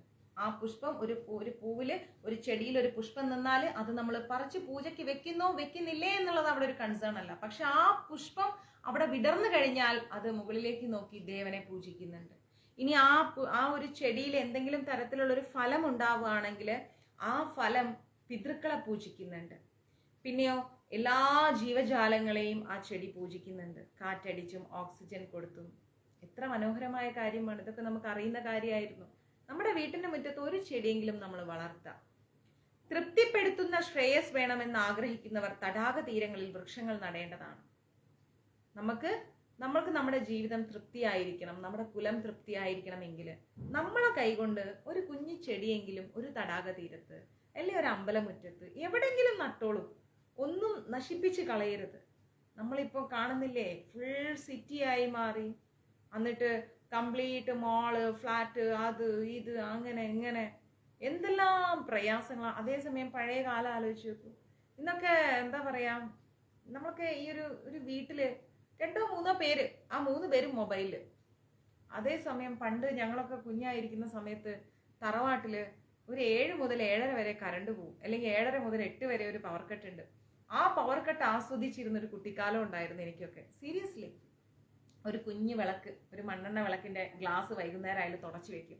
തുടച്ചിട്ട് അതിങ്ങനെ കരി പിടിച്ച് ആ ഗ്ലാസ് ഒക്കെ തുടച്ച് കഴുകി വൃത്തിയാക്കി ഇങ്ങനെ വെച്ച് അതിൽ മണ്ണെണ്ണ ഒഴിച്ച് എന്താ പറയാ തിരിയൊക്കെ ഇട്ട് വെച്ചിട്ട് ആ വിളക്കിന്റെ ചുവട്ടില് നമ്മൾ കുട്ടികളെല്ലാവരും കൂടി ഇരിക്കുകയും കറണ്ട് പോകാൻ വേണ്ടി ഒരു 2-3 മിനിറ്റ് ഉണ്ടാവുമ്പോൾ പായ ഇല്ലേ, എനിക്ക് എന്താ പറയാന്നറിയില്ല, പുൽപ്പായ അല്ല, ഒരു തഴപ്പായ എന്നൊക്കെയാന്ന് തോന്നുന്നു പറയാം, എനിക്കിത് മറന്നുപോയി. അപ്പൊ അങ്ങനെയുള്ള ഒരു തഴപ്പായ പോലത്തെ ഒരു പായ എടുത്തുകൊണ്ട് തലേണ എടുത്ത് ബെഡ്ഷീറ്റൊക്കെ എടുത്തിട്ട് ഞങ്ങൾ അങ്ങ് നേരെ വീട്ടിന്റെ ഉമ്മറത്തേക്ക് വരും. ഉമ്മറത്ത് വന്നിട്ട് അതങ്ങ് വിരിക്കും. മണലാണ് വീട്ടിന്റെ മുറ്റത്ത്. വിരിച്ചിട്ട് എല്ലാവരും കൂടെ കിടന്നിട്ട് ആകാശത്തേക്ക് ഇങ്ങനെ നോക്കി, ഇങ്ങനെ നക്ഷത്രങ്ങളെ നോക്കി, കുറെ കൂട്ടം നക്ഷത്രങ്ങൾ നോക്കി പല പല കഥകൾ പറയും. അപ്പോൾ നമ്മളെ മരിച്ചുപോയ ആൾക്കാരാണോ ഈ ആകാശത്ത് നക്ഷത്രങ്ങളായി മാറുന്നതെന്നുള്ള കഥ പറയും. അങ്ങനെ അവിടെ കിടന്ന് ഉറങ്ങിക്കഴിഞ്ഞാൽ എഴുന്നേക്കാൻ തോന്നാത്ത ഒരു കാലം എത്ര മനോഹരമായിരുന്നു എന്നറിയാമോ? ഞങ്ങൾ 10 പേരക്കുട്ടികളും കൂടി തറവാട്ടിലുണ്ടായിരുന്നൊരു സമയം. ജീവിതത്തിൽ എത്ര വലിയ അരമനയിൽ ജീവിച്ചാലും കിട്ടാത്ത ഒരു സന്തോഷമായിരുന്നു അന്ന് അനുഭവിച്ചുകൊണ്ടിരുന്നത്. ഇപ്പോഴും ഗെറ്റ് ടുഗദർ എന്നൊന്നും പറഞ്ഞിട്ടൊന്നുമില്ല, അങ്ങനത്തെ ഒരു ഫാഷനബിൾ ഫാമിലി ഒന്നും അല്ല എൻ്റെത്. പക്ഷെ ഒരാവശ്യം വന്നാൽ എല്ലാവരും കൂടുമ്പോൾ, ഞങ്ങൾ എല്ലാവരും വീട്ടിലുണ്ടാവുമ്പോൾ ഇപ്പോഴും കിട്ടുന്ന സന്തോഷം അതാണ്. അതൊരു വല്ലാത്തൊരു ആനന്ദമാണ്. അതുപോലെ വൈകിട്ടായാൽ ഒരു ചായ കൂടി ഉണ്ട്. മേടിക്കുന്നത് ഒരു 1/4 കിലോ മിക്സ്ചറായിരിക്കും, അല്ലെങ്കിൽ ഒരു 1/4 കിലോ ചിപ്സ് ആയിരിക്കും. പക്ഷെ അത് പങ്കുവെച്ച് എല്ലാവർക്കും കുറച്ചായിട്ട് ഇങ്ങനെ അമ്മമ്മ കൊണ്ടുവന്ന് തന്നിട്ട് ഒരു കട്ടൻ ചായ അല്ലെങ്കിൽ ഒരു വലിയ പാത്രത്തിൽ ശർക്കര കാപ്പി എന്ന് പറഞ്ഞിട്ട് ശർക്കര കാപ്പി ഉണ്ടാക്കിയിട്ട് എല്ലാവർക്കും സ്റ്റീലിന്റെ ഇത്ര അന്നും ഗ്ലാസിന്റെ കുപ്പി ഗ്ലാസ് ഒക്കെ ഉണ്ട്. പക്ഷെ ആരെങ്കിലും വീട്ടിൽ ഗസ്റ്റ് വരുമ്പോഴൊക്കെ കൊടുക്കാന്നുള്ള ഒരു ചിന്തയിൽ അതൊക്കെ എടുത്ത് ഇങ്ങനെ വീട്ടിന്റെ അടുക്കളയിലെ തിണയുടെ അടിയിൽ ഇങ്ങനെ വെക്കുമായിരുന്നു. അപ്പൊ എല്ലാവർക്കും സ്റ്റീലിന്റെ ഗ്ലാസ് ആയിരുന്നു. ആ സ്റ്റീൽ ഗ്ലാസ്സിൽ എന്താ പറയാ ഇങ്ങനെ നമ്മൾ കഴിക്കുന്ന ഒരു കാലം ഉണ്ടായിരുന്നു. അപ്പൊ അങ്ങനത്തെ ഒരു കാലത്തിലൊക്കെ ഞങ്ങൾ എല്ലാവരും ജീവിച്ച ഒരു സന്ദർഭം നമുക്കുണ്ടായിരുന്നു ആ ഒരു കാലം. അപ്പൊ അങ്ങനത്തെ ഒരു കാലമൊക്കെ ശരിക്കും പറഞ്ഞാൽ ഇനി തിരിച്ചു കിട്ടില്ല. ആ കൂട്ടുകൂടിയ കുടുംബത്തിലായിരുന്നു സത്യം പറഞ്ഞ സന്തോഷം ഉണ്ടായിരുന്നു. പരസ്പര ഇണക്കങ്ങളില്ല, പിണക്കങ്ങളില്ല. ഇനി എന്തെങ്കിലും ഉണ്ടെങ്കിൽ തന്നെയും അത് പറഞ്ഞു തീർക്കാൻ വീട്ടിൽ ഒരുപാട് പേരുണ്ടായിരുന്നു. റേഷൻ കടയിൽ ഒരുമിച്ച് പോകുന്ന ഒരു കാലം, എന്തൊക്കെയോ രസകരമായൊരു കാലമായിരുന്നു. അന്നത്തെ ഓണം, വിഷു എന്നൊക്കെ പറഞ്ഞാൽ ഒരിക്കലും നമുക്ക് മനസ്സിൽ നിന്ന് മായ, ഇന്നൊന്നും ആഘോഷിക്കാനേ താല്പര്യമില്ല. അപ്പൊ അങ്ങനത്തെ ഒരു അവസ്ഥയിലായിപ്പോ ഇന്നത്തെ ജീവിതം അല്ലേ. അപ്പൊ ഇനി നമ്മുടെ മക്കൾക്കെങ്കിലും ഇതൊന്നും നഷ്ടപ്പെട്ടു പോകരുതെന്ന് നമ്മൾ ആലോചിക്കുക, എപ്പോഴും ആലോചിക്കുക. ഞാൻ ഇപ്പോഴും സഞ്ജുവൊക്കെ എന്തെങ്കിലും ചെയ്താൽ ഞാൻ പറയും, എനിക്ക് ഇതിൽ വർത്താനം പറയേണ്ട കാര്യമില്ല. ഞാൻ ഗോകുനെയോ ഗോപികനെ ആരെയും വെച്ചാൽ ഞാൻ വിളിക്കും, ഉണ്ണിനെയോ മോനോട്ടനെ ആരെങ്കിലും വിളിക്കും. എനിക്ക് സംസാരിക്കുന്ന കാര്യമേ ഇല്ല സഞ്ജു, ബാക്കി അവർ നോക്കിക്കോളും. അത് അങ്ങനെ ചെയ്യുന്നത് എന്തുകൊണ്ടാണെന്നറിയാമോ? അതായത് ഞങ്ങൾ 10 ഗ്രാൻഡ് ചിൽഡ്രൻസിൽ എൻ്റെ സിസ്റ്റേഴ്സ് ബ്രദേഴ്സ് ആണ്. ഞാൻ പറയാം അവരെ ഏൽപ്പിക്കും, അത്രയല്ലോ, എനിക്ക് നിന്റെ അടുത്ത് സംസാരിക്കാനൊന്നും പറ്റില്ല എന്ന് പറയും. മമ്മി വേണ്ട പ്ലീസ് എന്ന് പറയും. കാരണം എന്താ, എൻ്റെ അനിയന്മാരും എൻ്റെ ഏട്ടന്മാരെയും അനിയന്മാരെയും അനിയത്തിമാരെയും ഒക്കെ ചേച്ചിമാരെയൊക്കെ അവനൊരു പേടി വേണം. ഗൂഗേട്ടൻ വിളിക്കും, അല്ലെ പ്രശ്നമാവും, അല്ലെ ഉണ്ണിയേട്ടൻ വിളിക്കും, ഒരു പ്രശ്നമാവും എന്നൊരു തോന്നൽ വരുമ്പോഴാണ് ബന്ധങ്ങൾക്കൊരു മൂല്യം ഉണ്ടാകുന്നത്. അതേസമയം ഇന്നത്തെ പല പാരൻസും പറയുന്നൊരു വാക്ക് ഞാൻ കേട്ടിട്ടുണ്ട്, എൻ്റെ മക്കളെ പഠിപ്പിക്കാൻ എനിക്കറിയാം, നിങ്ങൾ ആരാ ചോദ്യം ചെയ്യാൻ. തെറ്റാണ്. ഒരിക്കലും കുട്ടികളുടെ മുമ്പിൽ വെച്ചിട്ട് ആ സംസാരം ഉണ്ടാവരുത്, ഒരിക്കലും പാടില്ല. നമ്മുടെ മക്കളെ തന്നെ നമുക്ക് പഠിപ്പിക്കാനുള്ള അധികാരമുണ്ട്. പക്ഷെ നമ്മുടെ കൂട്ടുകുടുംബത്തിലുള്ളവർക്കും അതിനുള്ള അർഹതയും അധികാരവും ഉണ്ട്. അതിനെ ഒരിക്കലും പാരൻസ് ചോദ്യം ചെയ്ത്, അപ്പോഴാണ് കുട്ടികൾ വഴിതെറ്റിപ്പോയാൽ പേടിക്കാൻ ആരുമില്ല അവർക്ക്, നേരെ പാരൻസിന്റെ മെക്കിട്ടിങ്ങോട്ട് കയറും. അതേസമയം കൂട്ടുകുടുംബത്തിൽ ജീവിക്കുമ്പോൾ നമുക്ക് എന്നും ഉള്ളിൽ ഒരാളലാണ്, അയ്യോ പാപ്പൻ അറിഞ്ഞ, വല്യച്ഛൻ അറിഞ്ഞ, വല്യമ്മ അറിഞ്ഞ. അപ്പം അങ്ങനെ ഒരു ചിന്ത നമുക്കുള്ളിൽ വരും ഇല്ലേ, ആരെങ്കിലും അറിഞ്ഞ എന്നൊരു പേടി നമുക്കുള്ളിൽ ഉണ്ടാവും. അപ്പൊ ആ പേടി വരും തലമുറയ്ക്ക് ഉണ്ടെങ്കിൽ മാത്രമായിരിക്കും എന്തുണ്ടാവുക, കുട്ടികൾ തെറ്റിലേക്ക് പോകാതിരിക്കുക. അപ്പൊ അതുകൊണ്ട് അത് വളരെയധികം ശ്രദ്ധിക്കണം. അപ്പോ പിന്നെ ഇവിടെ പറയുന്നത് എന്താണ്, തൃപ്തിപ്പെടുത്തുന്ന ഒരു ശ്രേയസ് അത് നമ്മൾക്ക് വേണമെന്നുണ്ടെങ്കിൽ നമ്മൾ തടാക തീരങ്ങളിലെല്ലാം ചെടി നട്ടുവെക്കണം. കുളം കുഴിപ്പിക്കുന്നവർ തടാക തീരങ്ങളിൽ വൃക്ഷം നടേണ്ടതാണ്. കുളം കുഴിപ്പിക്കുന്നവർ, വൃക്ഷങ്ങൾ നട്ടുണ്ടാക്കുന്നവർ, യജ്ഞം ചെയ്യുന്ന ബ്രാഹ്മണർ, സത്യം പറയുന്നവർ, ഇവരെല്ലാം സ്വർഗത്തിൽ പൂജിക്കപ്പെടും. നിങ്ങൾക്കറിയോന്നറിയില്ല, ഞാനൊരു കാര്യം പറഞ്ഞാൽ നിങ്ങളിൽ പലർക്കും ആ ഫീൽ ഉണ്ടായിട്ടുണ്ടാവും. എൻ്റെ ഒരു ജീവിതത്തിലെ കാര്യമാണേ. ഞങ്ങൾ കുഞ്ഞുങ്ങളായിരിക്കുന്ന സമയത്തെ, അതായത് സ്കൂളിംഗ് ടൈമില് എൻ്റെ അമ്മമ്മ എങ്ങനെയാണെന്നറിയാമോ, ഈ തെങ്ങ് വാങ്ങിക്കൊണ്ടുവരും. അറിയാലോ, തേങ്ങയുടെ അതിൽ നിന്നാണല്ലോ തെങ്ങ് ഉണ്ടാവുന്നത്. അപ്പൊ ആ തെങ്ങ് മേടിച്ചിട്ട് വന്നാല്, അമ്പിളി ഇത് മോള് വെക്കിയ തെങ്ങ്, അവിടെ ഒരു കുഴിയൊക്കെ എടുത്ത്, അതെന്റെ തെങ്ങാണ്, ഞാൻ എപ്പോഴും ആ തെങ്ങിന് വെള്ളം ഒഴിച്ചുകൊണ്ടിരിക്കും, എൻ്റെ തെങ്ങ്. എന്നിട്ട് അമ്മമ്മ പറയും, അതെ കുളിക്കുന്ന സമയത്ത് തലമുടി കഴുകുമല്ലോ നമ്മൾ, ഒരു ബക്കറ്റ് വെള്ളം ബാത്റൂമിൽ നിന്ന് എടുത്ത് 1-2 ബക്കറ്റ് വെള്ളം എടുത്തുകൊണ്ട് വന്ന് ആ തെങ്ങിന്റെ തടത്തിലാണ് തലമുടി കഴുകുക. എന്നിട്ട് തലമുടി ചുറ്റിക്കെട്ടി അതെല്ലാം ക്ലീൻ ചെയ്ത് നമ്മൾ ഇങ്ങനെ ഉണക്കി തുണിയൊക്കെ കെട്ടി തന്നിട്ട് പിന്നെ ബാത്റൂമിൽ പോയിട്ട് നമ്മൾ ശരീരം കഴുകും. അതേപോലെ എൻ്റെ അമ്മയുടെ സിസ്റ്ററിന്റെ മോളിനെ കൊണ്ടും തെങ്ങ് വെപ്പിക്കും. ഞങ്ങൾ വേറെ കുട്ടികളെ കൊണ്ടൊക്കെ ഓരോരോ ചെടിയും തെങ്ങും ഒക്കെ അമ്മമ്മ നടിക്കുമായിരുന്നു. അപ്പൊ ഞാനിങ്ങനെ ആലോചിച്ചു, എന്തിനായിരിക്കും അമ്മമ്മ അങ്ങനെ ചെയ്യുന്നത്, ഒരാളെ വിളിച്ചിട്ട് വെച്ചാ പോരെ. അപ്പൊ അമ്മമ്മ പറയും, ഇത് നിങ്ങളുടേതാണ്. അമ്മമ്മ അമ്മച്ചനും പറയും, ഇത് നിങ്ങളുടേതാണ്, ഇത് നിങ്ങളുടെ തെങ്ങാണ്, ഇത് നിങ്ങൾ വെച്ച മരമാണ്, നിങ്ങൾ വെള്ളം ഒഴിക്കും, നിങ്ങൾ വളർത്തണം. ഇപ്പൊ ഈ ക്ലാസ് കേട്ടപ്പോ നിങ്ങൾക്ക് മനസ്സിലാവുന്നില്ലേ എന്തിനായിരിക്കും നമ്മുടെ പൂർവികര് നമ്മളെ കൊണ്ട് അങ്ങനെ ഒരു ശീലം ഉണ്ടാക്കിച്ചത്? ആലോചിച്ച് നോക്കിക്കേ. ഇപ്പോഴും ആ തെങ്ങ് വീട്ടിലുണ്ട്, ഒന്ന് ആലോചിച്ച് നോക്കൂ. ഞാനിപ്പോ എന്റെ ഏട്ടന്റെ മോളോട് പറയും, ലക്ഷ്മിയോട്, ലച്ചു ഇത് മമ്മി വെച്ച തെങ്ങാണ്, മമ്മയുടെ ആണിത്, മമ്മ കുഞ്ഞായിരിക്കുമ്പോ വെച്ച തെങ്ങായത് എന്ന് പറയും. അപ്പൊ ആ തെങ്ങ്, അങ്ങനെ ഒരു ശീലം എന്തിനായിരിക്കും നമ്മുടെ ഉള്ളിൽ നമ്മുടെ പാരൻസ് ഉണ്ടാക്കിയിരിക്കുന്നത്? ചിന്തിച്ചു നോക്കിക്കേ. അപ്പൊ അവർക്ക് ഇതൊക്കെ നല്ല ഒരു അറിവുണ്ടായിരുന്നു, ഇങ്ങനെയുള്ള കാര്യങ്ങൾ വരും തലമുറയ്ക്ക് കൊടുക്കണമെന്ന്. പക്ഷെ എന്തു പറ്റിയെന്നറിയോ, കൃത്യമായിട്ട് അത് പറഞ്ഞു കൊടുക്കാനുള്ള ഒരു റൂട്ട് അവർക്ക് അറിയില്ലായിരുന്നു. അത് ഇന്ന് നമുക്കുണ്ട്, പക്ഷെ നമ്മളത് ഉപയോഗിക്കുന്നില്ല. അതാണ് അതിന്റെ വാസ്തവം. അപ്പൊ നമ്മുടെ കുട്ടികളെ കൊണ്ടും ചെറിയ ഫ്ലാറ്റ് ആണെങ്കിലും അതിന്റെ ബാൽക്കണിയിൽ ചെടി വെപ്പിക്കുക, വളർത്തുക. ഞാനിപ്പോ ഇവിടുന്ന് എവിടെയെങ്കിലും പോകുമ്പോൾ ഞാൻ സഞ്ജുനോട്, സഞ്ജു ചെടിക്ക് വെള്ളം ഒഴിക്കണേ, ചെടി വാടിക്കിടന്ന് എന്റെ സ്വഭാവം മാറും. ഇല്ല മമ്മി ഞാൻ ഒഴിച്ചോളും.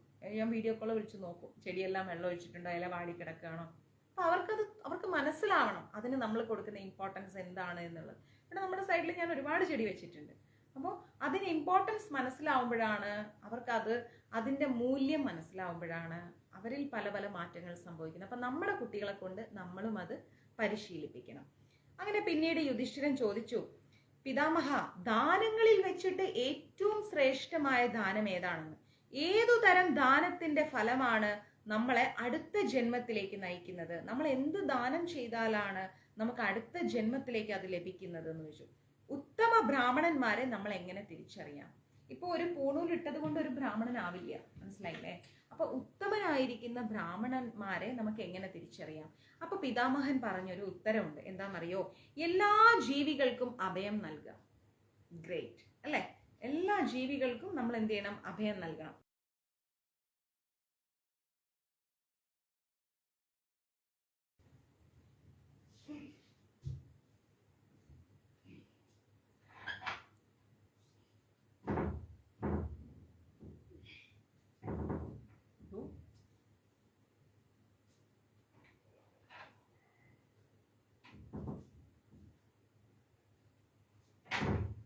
ചെയ്തോ?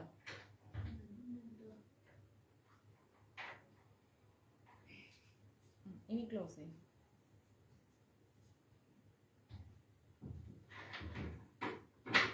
ചെയ്തോ? തുറന്നു നോക്കിക്കേ. അത് തുറക്കല്ലേ, താഴെ തുറന്നു നോക്ക്. ലോക്കല്ലേ?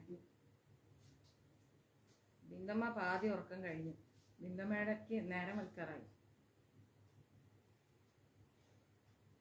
അപ്പോ എന്താ പറയണെന്ന് വെച്ച് കഴിഞ്ഞാല്, ഏത് തരത്തിലുള്ള ദാനമാണ് നമുക്ക് എന്ത് ലഭിക്കുന്നത്? പുനർജന്മത്തിന് കാരണമാകാതിരിക്കുന്നത്, അല്ലെങ്കിൽ പുനർജന്മത്തിൽ നമുക്കൊരു നന്മ ലഭിക്കുന്നത് ഏത് തരത്തിലുള്ള ദാനം കൊണ്ടാണെന്ന് പറയുന്നു. അപ്പൊ പറയുന്നത് വെച്ചാല്, ആപത്തിൽ നമ്മൾ സഹായിക്കുക, എല്ലാവരെയും നമ്മൾ കരുതുക, അതുപോലെ തന്നെ ദാഹം മൂലവും വിശപ്പ് മൂലവും കുറച്ചുറങ്ങി ദാഹം മൂലവും വിശപ്പ് മൂലവും ആരെങ്കിലും വരികയാണെങ്കിൽ അവർക്ക് ഭക്ഷണവും വസ്ത്രവും കൊടുക്കുക, അന്നപാനാദികൾ കൊടുക്കുക. അങ്ങനെ ഒരുപാട് കാര്യങ്ങൾ നമ്മൾ ചെയ്യണം എന്നാണ് ഭീഷ്മ പിതാമഹൻ ആർക്ക് പറഞ്ഞു കൊടുക്കുന്നത്? യുധിഷ്ഠിരന് പറഞ്ഞു കൊടുക്കുന്നത്. അതുകൊണ്ട് അതിന്റെ ഫലം ഉറപ്പായിട്ടും ദാതാവിനെ പിന്തുടരുന്ന പറയുന്നത്. മനസ്സിലായില്ലേ? അപ്പൊ എല്ലാ അർത്ഥത്തിലും നമ്മൾ എന്ത് ചെയ്യണം? ഒരിക്കലും നമ്മൾ വിശന്ന് വരുന്ന ഒരാളിനെയും നമ്മൾ എന്ത് ചെയ്യരുത്? മടക്കി പറഞ്ഞയക്കരുത്. അവർക്ക് ഭക്ഷണമായാലും വസ്ത്രമായാലും വെള്ളമായാലും നമ്മൾ കൊടുക്കുക. പിന്നെയോ സ്വർണദാനം, ഗോദാനം, ഭൂമിദാനം, ഇവ പാപികളെ പോലും കരകയറ്റുന്ന പറയുന്നത്. നമുക്കിപ്പോൾ അതൊന്നും ചെയ്യാൻ പറ്റൂല. നമുക്ക് തന്നെ ഒരു തുണ്ട് ഭൂമിയില്ല, സ്വർണവും ഇല്ല, ഒന്നുമില്ല. പിന്നെ നമ്മളെങ്ങനെ മറ്റുള്ളവർക്ക് കൊടുക്കും?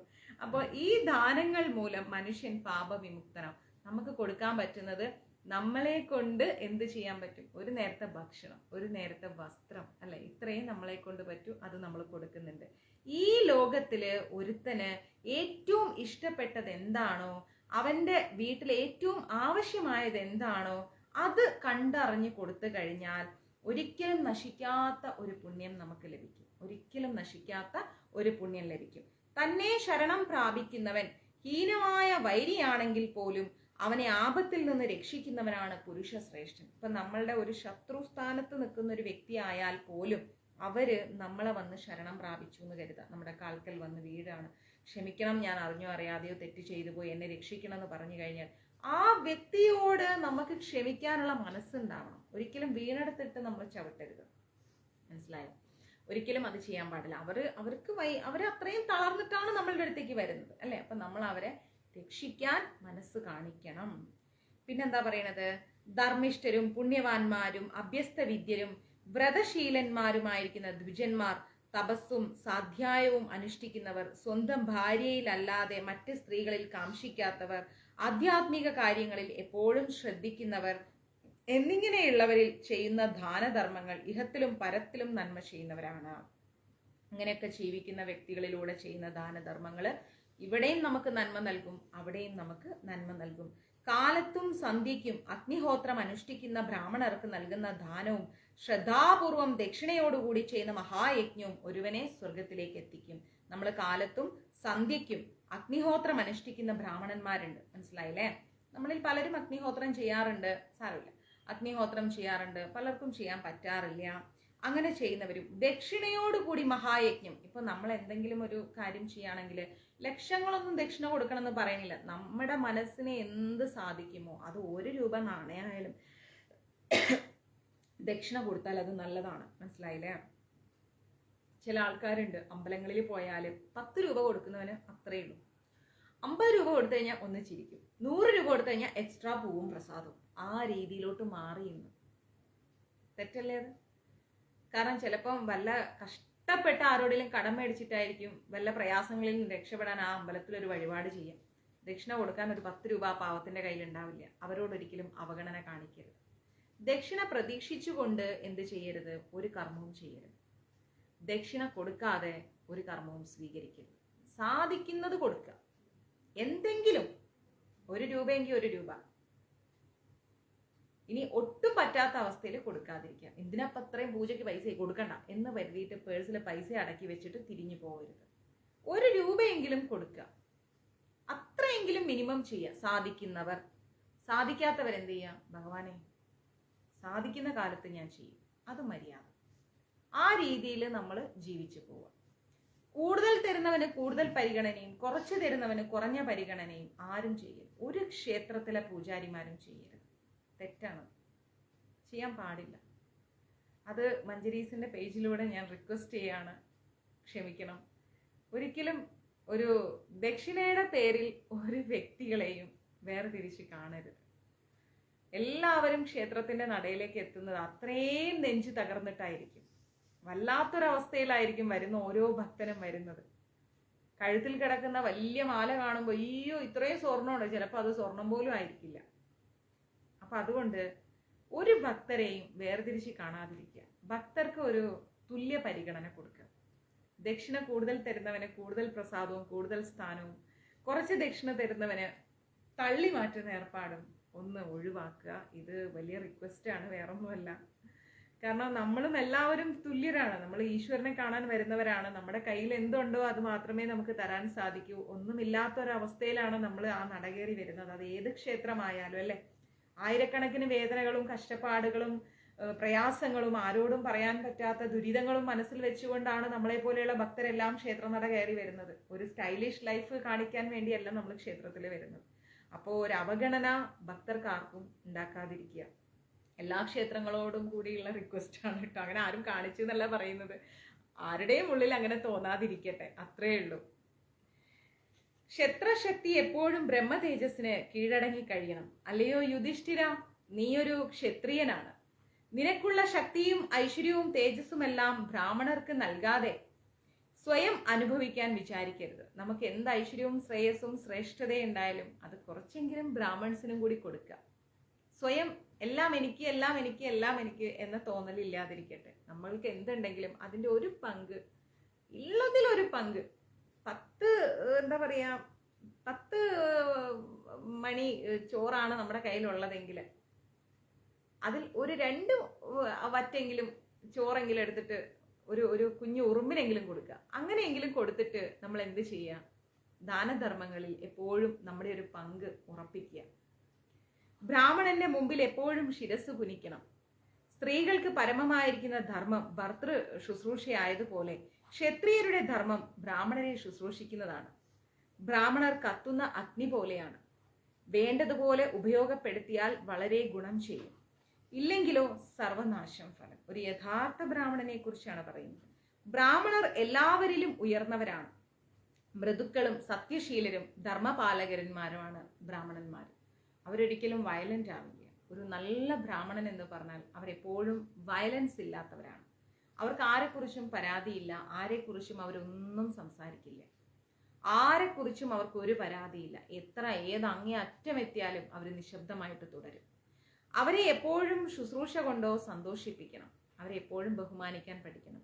അല്ലെങ്കിൽ ഘോര വിഷമുള്ള സർപ്പങ്ങളെ പോലെ അവർ നമ്മളെ നശിപ്പിച്ചു കളയും. നല്ല ബ്രാഹ്മൺസ് ആണെങ്കിൽ അവരുടെ ശാപം നമ്മൾ കേൾക്കും. കാരണം അവരെന്താണ്, വായ കൊണ്ട് ശപിക്കില്ല. എല്ലാം ഉള്ളിലൊടുക്കുന്ന ഒരു താപം അത് നമ്മളിലേക്ക് വരും. ആചാരം കൊണ്ടും അനുഷ്ഠാനം കൊണ്ടും വീര്യം കൊണ്ടും തുല്യരായ 2 ബ്രാഹ്മണന്മാരിൽ ഒരാൾ യാചിക്കുന്നവനും മറ്റൊരാൾ യാചിക്കാത്തവനുമാണെന്ന് വരികിൽ അവരിൽ യാചിക്കാത്തവനെയാണ് കൂടുതൽ ആദരിക്കേണ്ടത്. യാചിക്കാത്ത ബ്രാഹ്മൺസിനെയാണ് ആദരിക്കേണ്ടത്. അവർക്കൊന്നും ആവശ്യമില്ല. എന്താണോ ഈശ്വരൻ അവർക്ക് കൊടുക്കുന്നത് അതിൽ സംതൃപ്തിപ്പെട്ടുകൊണ്ട് അവരിയ്ക്കും. അയാൾക്കാണ് ദാനം നൽകേണ്ടത്, ചോദിക്കുന്നവനല്ല. ഒന്നും പ്രതീക്ഷിക്കാതെ ഇരിക്കുന്നവനാണ് ദാനം നൽകേണ്ടത്. ബ്രാഹ്മണർ നിസ്പൃഹരും യദൃശ്ചാ ലാഭസന്തുഷ്ടരുമായിരിക്കണം. ഒരു ലാഭവും ആഗ്രഹിക്കരുത് അവർ ഒന്നിൽ നിന്നും. യാചിക്കാതിരിക്കുക എന്ന ധീരമായിരിക്കുന്ന ഗുണം ബ്രാഹ്മണൻ ഉണ്ടാവണം. അവർക്ക് പരാതിയില്ല, യാചനയുമില്ല, ഒന്നുമില്ല. അങ്ങനെയുള്ള ജ്ഞാനവിജ്ഞാന തപോ യോഗ ബലവാന്മാരും പൂജ്യന്മാരുമായിരിക്കുന്ന ബ്രാഹ്മണരെ ഒരിക്കലും ആദരിക്കാതിരിക്കരുത്. അങ്ങനെയുള്ള ബ്രാഹ്മണന്മാരെ നമ്മൾ ആദരിക്കാതിരിക്കരുത്. വിദ്യാവ്രതാഠ്യരായിരിക്കുന്ന ബ്രാഹ്മണർക്ക് ദാനം നൽകുന്നത് കൊണ്ട് കിട്ടുന്ന ഫലം മറ്റ് സത്കർമ്മം കിട്ടുന്നതിനേക്കാൾ മേലെയായിരിക്കും. മനസ്സിലായില്ലേ? യഥാർത്ഥത്തിൽ അങ്ങനെയുള്ള ബ്രാഹ്മണർക്ക് നമ്മൾ എന്താ ചെയ്യേണ്ടത്? ദാനം നൽകുക.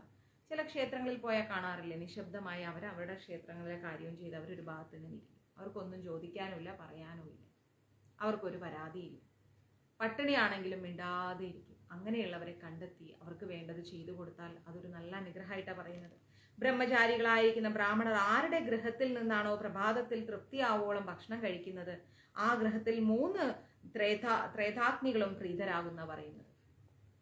മധ്യാഹ്നത്തിൽ, അതായത് ഉച്ച സമയത്ത് ഏത് ഗൃഹത്തിൽ നിന്നാണോ ഭക്ഷണം കഴിക്കുന്നത് ആ ഗൃഹത്തില് പശുക്കള്, വസ്ത്രങ്ങള്, രത്നം, സ്വർണം അങ്ങനെ എല്ലാം ഉണ്ടാവും. രാത്രി ഇല്ല, പനിയൊന്നുമില്ലമ്മ, ഷൂട്ടൊക്കെ കഴിഞ്ഞ ഒരു ടയർഡ്നെസ് അത്രയേ ഉള്ളൂ. ഇന്ന് കുറേ ക്ലാസ്സൊക്കെ ഉണ്ടായിരുന്നു. വീട്ടിലെ ജോലി എല്ലാം കൂടി ആയപ്പോൾ പിന്നെ ലേറ്റ് ആയില്ല, അതുകൊണ്ട് വേഗം ക്ലാസ് എടുക്കാൻ വന്നിരുന്നതാണ്. രാത്രി എവിടെ നിന്നാണോ ഒരു ബ്രാഹ്മണൻ ഭക്ഷണം കഴിക്കുന്നത് അവിടെ ദേവതകളെല്ലാം പ്രസാദിക്കും. ദേവതകൾക്കും പിതൃക്കൾക്കും വിപ്രർക്കും നൽകുന്ന ഫലം സിദ്ധിക്കും. അതുകൊണ്ട് യുധിഷ്ഠിര, സർവ്വഭൂതങ്ങളിലും അനുകമ്പയുള്ളവനാവുക. അതുകൊണ്ട് എന്താ പറയണത്? എല്ലാത്തിലും ഒരു സ്നേഹവും ബഹുമാനവും സൂക്ഷിക്കുക. എല്ലാ ജീവികൾക്കും അന്നം പങ്കുവെച്ച് നൽകുക. എല്ലാവർക്കും നമ്മൾ അന്നദാനം നൽകണം. പിന്നെന്താ പറയണത്? ദമം, ശമം, ത്യാഗം, ധൃതി, സത്യം, ധർമ്മം ഇതെല്ലാം ജീവിതത്തിന്റെ വ്രതമായിട്ട് സൂക്ഷിക്കുക. ഇതെല്ലാം ജീവിതത്തിന്റെ ഭാഗമാക്കുക. അല്ലാതെ ഒരിക്കലും നമ്മൾ എന്ത് ചെയ്യരുത്? എല്ലാം എനിക്ക് എന്നുള്ള ഒരു ചിന്താഗതി ഉണ്ടാവാൻ പാടില്ല. ഓക്കെ, 10:30 മണിയായി. എല്ലാവരും റെസ്റ്റ് ചെയ്യൂ. ഞാനും കുറച്ചു നേരം കിടക്കട്ടെ. നാളെ അന്നദാനമൊക്കെ ഉണ്ടാക്കാനുണ്ട്. അപ്പോൾ അതുകൊണ്ട് എല്ലാവരും, മറ്റ് ഷൂട്ടോ കാര്യങ്ങളോ ഒന്നും ഇല്ലെങ്കിൽ അന്നദാനം ഉണ്ടാക്കും. അപ്പോൾ എല്ലാവരും സന്തോഷമായിട്ടിരിക്കുക, സമാധാനമായിട്ടിരിക്കുക, ഐശ്വര്യത്തോടു കൂടി ഇരിക്കുക. ഒരു വിഷമവും വേണ്ട, എല്ലാം ശരിയാവും. ഓക്കെ, ഹരേ കൃഷ്ണ. സർവം കൃഷ്ണാർപ്പണമസ്തു. പ്രഭുപാദ് കി ജയ്, ഗുരു മഹാരാജ് കി ജയ്, രാധാ പവനപുരേഷൻ കി ജയ്. ഓക്കെ അമ്മ, 90 ദിവസത്തിന് മുമ്പേ, എനിക്കൊരു 30 ദിവസം അങ്ങനെ അതിൻ്റെ മുന്നേ ക്ലാസ് കേൾക്കാൻ ശ്രമിക്കുക. FB ഡിലീറ്റ് ആയി പോകും. ഓക്കെ, ഹരേ കൃഷ്ണ. ഓം ശ്രീമാത്രേ നമഃ.